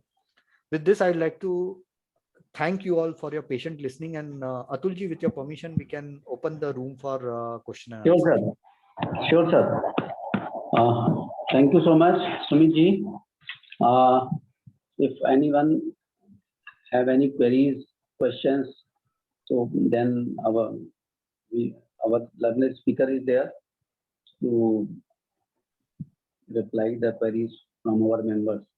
Sir, I have 2-3 queries. Sure. First of all, you told at the last there if there is a change in the memorandum, मैंने कुछ ध्यान से सुना नहीं। हाँ जी। Memorandum of association का कुछ बोल रहे थे आप उसी में फाइलिंग का। हाँ जी। सर थोड़ा सा ब्रीफ कर दीजिए इसको। अच्छा सर जी, इसमें क्या होता है, जो हम शेयर परचेज एग्रीमेंट होता है, शेयर परचेज एग्रीमेंट में शेयर सब्सक्रिप्शन का रिलेटेड इश्यूज होता है। तो उसके अंदर शेयर परचेज एग्रीमेंट में अगर कोई चेंजेस हो, जैसे अगर मेरी ऑथोराइज कैपिटल कम है और शेयर्स इश्यू करने हैं, तो शेयर होल्डर्स एग्रीमेंट में वो एक क्लॉज आ जाता है कि the company will have to increase the authorize capital from this to this. या फिर अगर कंपनी डाइवर्सिफाई कर रही है, there is a new area and that is not there in the object clause of the company, तो वो amend करने का, तो वो सब क्लॉजेस शेयर परचेज एग्रीमेंट में पहले ही आ जाते हैं कि आपने ये करके आपने अपना मेमोरेंडम ऑफ अपना articles of memorandum of association amend करना पड़ेगा। सिमिलरली शेयर होल्डर्स एग्रीमेंट में होता है कि मेरे राइट्स क्या है, तो जो इन्वेस्टर्स होते हैं उनके जो डायरेक्टर्स होते हैं, नॉमिनी डायरेक्टर्स जो हम कहते हैं, नॉमिनी डायरेक्टर्स को कुछ राइट्स उन लोग मांग लेते हैं कि without the nominee director you can not hold a board meeting, your board meeting becomes null and void ab initio rather if there is no nominee director, okay, because they have their skin in the game. तो वो सब वो articles में include करना पड़ता है, memorandum में include करना पड़ता है। तो वो सब उन लोग क्लॉजेस लिखेंगे, क्योंकि वो जब इन्वेस्ट करते हैं ना, तो पहले lawyers ask for a copy of the articles and memorandum, बाद में वो स्टडी करके उन लोग उसके अंदर वो कहते हैं कि this clause has to be amended, ऐसे। So that is how it is. Thank you, sir. Thank you. Sir, the basic and question which is in my mind, the cities like Bareilly, like Prayagraj, Allahabad, Dhanbad, even and small cities, what we should do to motivate our young generation for this startup project, and how we should create a environment for the startups. Sir ji, इसमें this is a very valid question, rather good you said this. इसमें एक चीज आप कर सकते हैं कि some under the aegis of the institute along with some educational institution like a engineering college, क्योंकि सबसे ज्यादा एक्शन इंजीनियरिंग कॉलेज में। और बच्चे लोग क्या, अभी मेरा एक नेव्यू है, he is working on robotics right now, वो सेकेंड ईयर इंजीनियरिंग में रोबोटिक्स पे काम कर रहा है। And we are launching Indian Economic Forum, और मेरे फ्रेंड की बेटी है, she is in the technology space, she is doing a B Tech from IIT, and she is right now providing consultancy to Jindals on their certain processes. तो ये बच्चे लोगों को अगर आप वहाँ है ना, कॉलेजेस के जो ट्रस्टीज है उसके साथ, if it can be a co-branded event, like जैसे आपने institute along with the educational institutions, अगर आप वहाँ इसके बारे में कोई सेशंस करें, उनको उनको you can motivate the students. जैसे last month I am also involve with CII, उनका एक ग्रुप है यंग इंडियंस करके, and young Indians is doing sessions across multiple colleges on the benefits of entrepreneurship. So I was one of the speakers over there to motivate the students. So I don't think that you need anybody outsider, but यहाँ इतने सारे eminent chartered accountants है, plus you will have some people from your own network जो eminent industrialist है, आप सब committee members है, यहाँ office bearers हो, आपके clients और वो सब मिलके if you can do a kind of event in the colleges जहाँ आप motivate करे बच्चों को, and I think it will work. And a couple of people from say Ministry of Science and Technology और वो सबको आप बुला सकते हैं इंस्टीट्यूट के नाम पे, तो कोई भी आ जाएगा, कोई भी गवर्नमेंट डिपार्टमेंट से लोग स्पीकर सेशन के लिए तो आ ही जाएंगे, या फिर अटल इनोवेशन मिशन से किसी को आप इनवाइट कर सकते हैं. You should do this kind of thing so that बच्चे मोटिवेट हो and then they can start it. And second thing is if you can talk to the educational institutions कि आप चालू कीजिए, आप अटल इनोवेशन मिशन के अंदर आ जाइए, you can create the institute can be the foundation for creating the ecosystem. Sir बिल्कुल सही कहा आपने. और सर ये हमारी इंस्टीट्यूट का एक मिशन है, एक प्रोग्राम ये भी चलता है जो उसमें हम लोग वो करते हैं कि कैरियर काउंसलिंग स्कूल्स में जाके और 11-12 के बच्चों के साथ इंटरेक्ट करते हैं, तो उसी में हम लोग ये स्टार्टअप का भी थोड़ा फोकस करके ऐड कर सकते हैं. Very much sir. ये हमारे सभी मेंबरों के लिए बहुत अच्छी बात होगी कि हम लोग अपने ब्रांच के ऑफिस बियरर के साथ स्कूल्स में, कॉलेज में, अभी तो सब वर्चुअल चल रहा है, when things will be the returning back, तो उसमें हम लोग स्कूल्स में जाके और वो कर सकते हैं कि बच्चों को मोटिवेट करें, एक तो अपने प्रोफेशन के लिए भी, लेकिन सीए की क्या अहमियत हो सकती है और सीए क्या क्या कर सकता है, जब हम ये एक्सप्लेन करते हैं, then we may go for the startup, उसी में ऐड कर सकते हैं. यस, ठीक है सर. सर एक मेरे दिमाग में जनरल मेंबर हैं, सवाल थोड़ा नहीं करते हैं, मेरे दिमाग में जो मेंबर से कुछ क्वेश्चंस आए हैं कि sir what is the difference between HNI and angel investors? See, HNI is any person who has a net worth of around 5 crores plus, 10 crores plus. There is no standard definition. लेकिन when that angel investor decides to invest in a startup, he becomes an angel investor. So कुछ लोग हैं जिसके पास 500 करोड़ की net worth है, they are ultra HNIs, but they don't invest money in startups, so they are not angel investors. जबकि कुछ लोग हैं, अब मेरी एक दोस्त है, she is herself a entrepreneur और वो Indian angel and she is hardly 2-3 crore net worth, वो साल का कुछ 10 लाख इन्वेस्ट करती है, but she is a angel investor. Okay, so that is a minor difference. During your deliberation, there was a point of revenue generation. हाँ जी. Sir, there is just imagine there is a scholar student. He has an idea in his mind. He is from Bareilly or Dhanbad or Prayagraj, and he comes to a chartered accountant कि sir मेरे पास ये idea है और इससे ये मैं काम करना चाहता हूँ. अब सर उसके पास रेवेन्यू कहाँ से स्टार्ट में आएगा? He has only intellectual property. He is having only intellectual property. Yes. तो इसमें प्रूफ ऑफ रेवेन्यू हमने जब करना रहता है, प्रूफ ऑफ रेवेन्यू में हमें क्या करना रहता है कि आप कौन सी सर्विसेज है. से take for instance there is a student in engineering college in Bareilly या धनबाद, वो बोलता है कि मैं ड्रोन बेस्ड डिलीवरी सर्विस करना चाहता हूँ. Just a hypothetical example. तो जैसे आपको पता होगा, I don't know, last year lockdown में गुजरात में पान की डिलीवरी, तंबाकू की डिलीवरी ड्रोन से हो रही थी because there was a lockdown. अरे तो उसने अगर ऐसी आइडिया, वो बोलेगा मुझे 10 ड्रोन बनाने हैं, मैं बना लूंगा, मुझे इतने पैसे चाहिए, और मैं ड्रोन से बनियों को जो डिलीवरी देनी होती है उसके पास आदमी है नहीं है, तो वो ड्रोन से मैं लोगों के घर तक डिलीवरी कराऊंगा. तो वैसी वाली है कोई सर्विस, तो आपने पहले उसको बोलना पड़ेगा कि भैया तू जाके पहले चेक करके कितने बनिए तेरी सर्विस लेने वाले हैं. सर्वे कर, थोड़ा सा पहले सर्वे कर, मार्केट रिसर्च कर, नीड गैप एनालिसिस कर. अगर बनिया बोलेगा कि मैं 10,000 रुपया तुझे दूं, उसके बदले 5,000 में तो मेरे यहाँ लड़का है जो बाजू में तोलने का भी काम करेगा और दूसरा साफ सफाई का भी काम कर लेगा. सो मार्केट में वो नीड है कि नहीं, या तो फिर what is the additional thing you can provide, वो सब करके वो ट्यूनिंग करना पड़ेगा. तो as a chartered accountant our duty is to help him understand the finance side. उसको टेक्नोलॉजी बराबर आता है, लेकिन उसको मार्केट और पैसे की बात समझ में नहीं आती. वहां हम उसका we can add our knowledge and insights in helping him to do the market research उसको ये समझाने के भैया ये तू यहाँ बरेली में ये करने के बदले एक काम कर, ये टेक्नोलॉजी लेके तू आर्मी के पास जा, या यू गो टू, या फिर if you have some IT product then you do this way, you can give that kind, they are all hypothetical examples, but you can provide the financial and the market angle and the business angle to them because we come with that background. उसको वो नहीं होता है, उसको सी मेरा एक experience है IIT में, बच्चे इतने एंथुजियास्टिक हो जाते हैं, एक बार तो मैं भी हो गया था, एक आर्टिफिशियल एक एल्गोरिदम का था, उसको पॉलिटिकल एनालिसिस करना था, और मेरे साथ में एक संजय मेहता करके 100 वेंचर स्टार्टअप वेंचर्स का फंड है, उसका को फाउंडर फंड मैनेजर बैठा था, उसने सीधा बोल दिया ये सब करने के बदले एक काम कर, इसको इस तरह से प्रोडक्ट चेंज कर और you can use it this way. So people who have that technology experience, they will come in and they will give a business idea, sorry business experience को वो मैनिपुलेट कैसे वो काइंड ऑफ एप्लीकेशन कर सकते हैं, तुम्हारी technology को कैसे अप्लाई कर सकते हैं, वो समझाने का काम बिजनेस एक्सपर्ट्स कर सकते हैं. So that is where we can come in to play. Very good sir, very well said sir. और मुझे मेरी पर्सनल फीलिंग ये है कि I am focusing because we are from the small cities, कि सिटी से कोई मतलब नहीं है आज की डेट में सर, सिटी से कोई मतलब नहीं है. अब देखिए सर, अर्बन कंपनी वाला जो बंदा है ना, he belongs to Kanpur. Yes, one of, और वो वहां से इतना बड़ा हुआ है. One of the promoter belongs to Kanpur.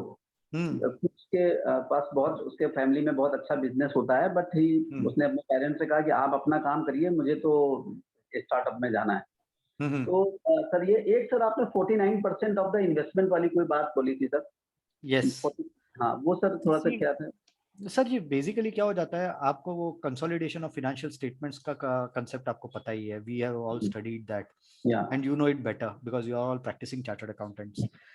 Funds don't want to consolidate, they want to restrict their stake to 49%, क्योंकि 49 के ऊपर गया ना, 50% हो जाता है, तो उनको वो जो financials होते हैं वो consolidate करने पड़ते खुद के, तो वो नहीं करना चाहते. और दूसरा क्या है, they don't want to effectively become the promoters, they want to remain as investors instead of being the promoters of the company. 50% पे वो लोग इक्वल हो जाते हैं, so they restrict their stake to 49% so that they can remain in the category of non-promoters, and they can also use exercise the benefits under section 241 to 244 of the Companies Act.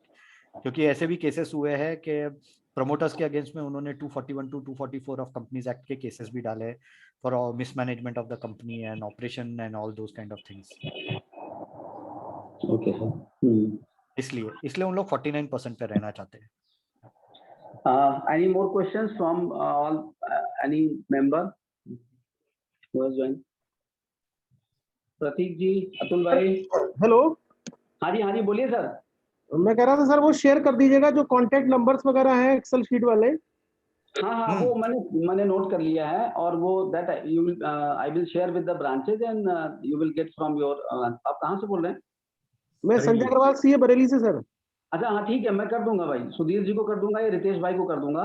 हाँ ठीक है sir, okay. वो मैं कर दूंगा. तो thank you so much Sumit ji for your. Thank you Atul ji.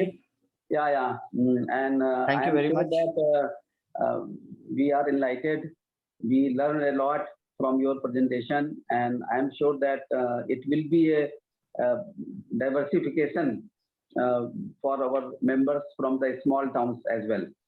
So thank you so much. और before inviting Sudhir Mehrotra ji, the chairman of the Bareilly branch, मेरा सभी लोगों से करबद्ध प्रार्थना है, ये दोबारा जो समस्या आई है, ये इससे हमको सबको मिलके लड़ना है. और अभी तो किसी भी शहर में ना तो बेड हैं, ना ऑक्सीजन है, ना सिलेंडर है, ना इंजेक्शन है, ना मेडिसिन हैं. Anyhow we are managing. तो हम सब लोगों की जिम्मेदारी है, जैसे सोशल रिस्पॉन्सिबिलिटी के तहत जो भी मदद हम लोग कर पाए अपने आस पास रहने वाले लोगों की, अपने शहर के लोगों की, वो जरूर करिए, और अपने परिवार और अपने ऑफिस के स्टाफ की जरूर ध्यान रखिए, so that we may be able to serve our society at large. Thank you so much. Hello. हाँ जी बोलिए सर. मैं आपको डिस्टर्ब कर रहा था बार. मैं ये कह रहा था सर, लास्ट ईयर इंस्टीट्यूट ने फॉर्म इशू किया था कोविड पेशेंट रिएम्बर्समेंट के लिए, तो कुछ यहाँ से 2-3 बड़े फॉर्म गए हैं, वो सब रिजेक्ट हो गए हैं. तो अब एक मैसेज फिर फ्लो हो रहा है कि ये अवेलेबल है इस तरीके का रिएम्बर्समेंट. सर ये अभी मीटिंग खत्म हो जाती है, फॉर्मल वोट ऑफ थैंक्स के बाद सर आप मेरे को पर्सनली फोन कर लीजिएगा, मेरा नंबर ले लीजिएगा, रितेश से ले लीजिएगा, सुधीर भाई साहब से ले लीजिएगा, किसी से ले लीजिएगा, नहीं तो मैं अभी इसमें लिख देता हूँ मेरा number, whenever you want that anything is to be discussed, then please feel free to call me. I am always there और सब होगा सर. My numbers मैं लिख देता हूँ अपने नंबर. अतुल जी, मैंने आपको सॉरी टू इंटरप्ट, मैंने हम्म। आपको दोनों प्रेजेंटेशन और एक्सेल शीट मैंने आपको व्हाट्सएप कर दी है. ठीक है sir, thank you so much. I will share with all Sure. three branches. Sure. Now I invite Sudhir Mehrotra ji for the formal vote of thanks with these two words जो अभी हम बात कर रहे थे कि मुमकिन नहीं हर वक्त मेहरबान है जिंदगी, कुछ लम्हे जीने का तजुर्बा भी सिखाते हैं. So we are facing the tough time और इसमें हमको अपने को मजबूत बना के रखना है, अपने को मोटिवेट रखना है, पॉजिटिव थिंकिंग के साथ रहना है. ये खराब समय भी निकल जाएगा, ऐसा नहीं रहेगा. But we have to be united and to serve our society. Over to Sudhir Mehrotra ji. Thank you Atul भाई. सर और आज के लिए मैं सबसे पहले थैंक्स तो अतुल मेहरोत्रा जी को करना चाहता हूं, जो कि उन्होंने इतनी इंटरेक्टिव और इतनी लाइव ये जो टॉक रखवाई है स्टार्टअप्स पे ऊपर. ये हम लोगों के लिए, बड़े छोटे शहरों के लिए बहुत ही एक इनोवेटिव और एक बहुत ही न्यू और बहुत ही फर्टाइल एक फील्ड है जिसको कि हम लोग कैटर कर सकते हैं. और मैं समझता हूं कि इस फील्ड में हम लोग बहुत आगे तक जा सकते हैं, क्योंकि कोई भी इंक्यूबेटर्स या मतलब इंक्यूबेशन डेवलप करना, इंक्यूबेटर्स को डेवलप करना और वहां से लेकर के आपने एक थॉट से लेकर के उसको कैसे अंजाम तक पहुंचाया जाता है, इसके लिए आपने जो हमें स्पीकर्स दिए सुमित मेहता जी जैसे, उसके लिए आपको बहुत बहुत धन्यवाद है हमारी ब्रांच की तरफ से. और तीनों ब्रांचों की तरफ से आपको बहुत बहुत धन्यवाद है कि आपने सुमित मेहता जी जैसे हमारे को एक स्पीकर जो अरेंज किया इस बहुत ही वल्नरेबल टॉपिक के ऊपर, और एक बहुत अच्छा टॉपिक जो और बहुत ही इंटरेक्टिव सेमिनार रहा ये, इसके लिए भी मैं आपको बहुत बहुत धन्यवाद देता हूँ. और उसके बाद मैं सबसे पहले आऊंगा अब सुमित मेहता जी के पास, क्योंकि उन्होंने जो भी इस बारे में बताया, मैं समझता हूँ सिंस इंसेप्शन टू लास्ट सारी चीजों को अपने इस प्रेजेंटेशन में समावेश करके रखा कि कैसे एक थॉट्स का जनरेशन होता है और कैसे वो थॉट्स ग्रो अप होता है और कैसे वो थॉट्स जो है वो व्यापार में कन्वर्ट हो जाता है और कैसे उसका एग्जीक्यूशन होना चाहिए, कैसे उसका बिजनेस मॉडल बनना चाहिए और कैसे उसकी फंडिंग होनी चाहिए और कैसे वो जो है वो इम्प्लीमेंट होना चाहिए. ये सारी चीजें जितनी बखूबी आपने बताई हैं पूरे अपने प्रेजेंटेशंस में, इसके लिए मैं आपका बहुत बहुत धन्यवाद करता हूं सुमित मेहता जी. आपने हम लोगों को बहुत इनलाइटेड किया. आपका बहुत बहुत साधुवाद, बहुत बहुत आभार, बहुत बहुत धन्यवाद सर जी. और इसके साथ साथ मैं अपने दोनों ब्रांच चेयरमैन हमारे प्रतीक जी जो कि धनबाद से हैं और हमारे अतुल मिश्रा जी जो कि प्रयागराज से हैं, उन दोनों का भी बहुत बहुत धन्यवाद करता हूं कि जिन्होंने कि इस लाइव वेबिनार में हम लोगों का पार्टिसिपेशन किया, साथ में हमारे साथ रहे. आपका बहुत बहुत आभार, बहुत बहुत धन्यवाद. और इसी के साथ साथ वो सारे मेंबर्स जिन्होंने कि इसको बखूबी सुना और अपना एक टाइम जो टफ टाइम है उसको एक इनोवेटिव आइडियाज जनरेट करने में, एक इनोवेटिव चीजों को लर्न करने में जो अपने हम लोग लगा रहे हैं इस काम के लिए, ये हम लोगों के लिए एक बहुत ही बेहतर एक प्लेटफॉर्म है जो कि जूम के माध्यम से हम सब लोग इतनी अच्छी तरह से कनेक्ट हो जाते हैं और इतनी इंटरेक्टिव और इतनी लाइव सेमिनार्स इस समय हम लोग कर रहे हैं. तो इसके लिए हमारा आपको भी बहुत बहुत धन्यवाद है और उन स्पीकर्स के लिए भी बहुत बहुत धन्यवाद है जो कि अपना इतना वैल्यूएबल टाइम हम लोगों के लिए स्पेयर करके इतनी वल्नरेबल और इतनी लाइव और इतनी इंटेलिजेंट नॉलेज हमारे साथ शेयर्स करते हैं. बहुत बहुत धन्यवाद सबका, और उन सबका भी जिन्होंने कि हमारी ब्रांच में हमें सपोर्ट किया, इन सब कामों के लिए, इनको करने के लिए हमें जागृत किया, उनका भी बहुत बहुत धन्यवाद. Thanks to all of our joiners. Thank you to all of you. Thank you very much. धन्यवाद सभी को, बहुत बहुत धन्यवाद, बहुत बहुत धन्यवाद. Thank you sir. धन्यवाद. Thank you sir. Thank you.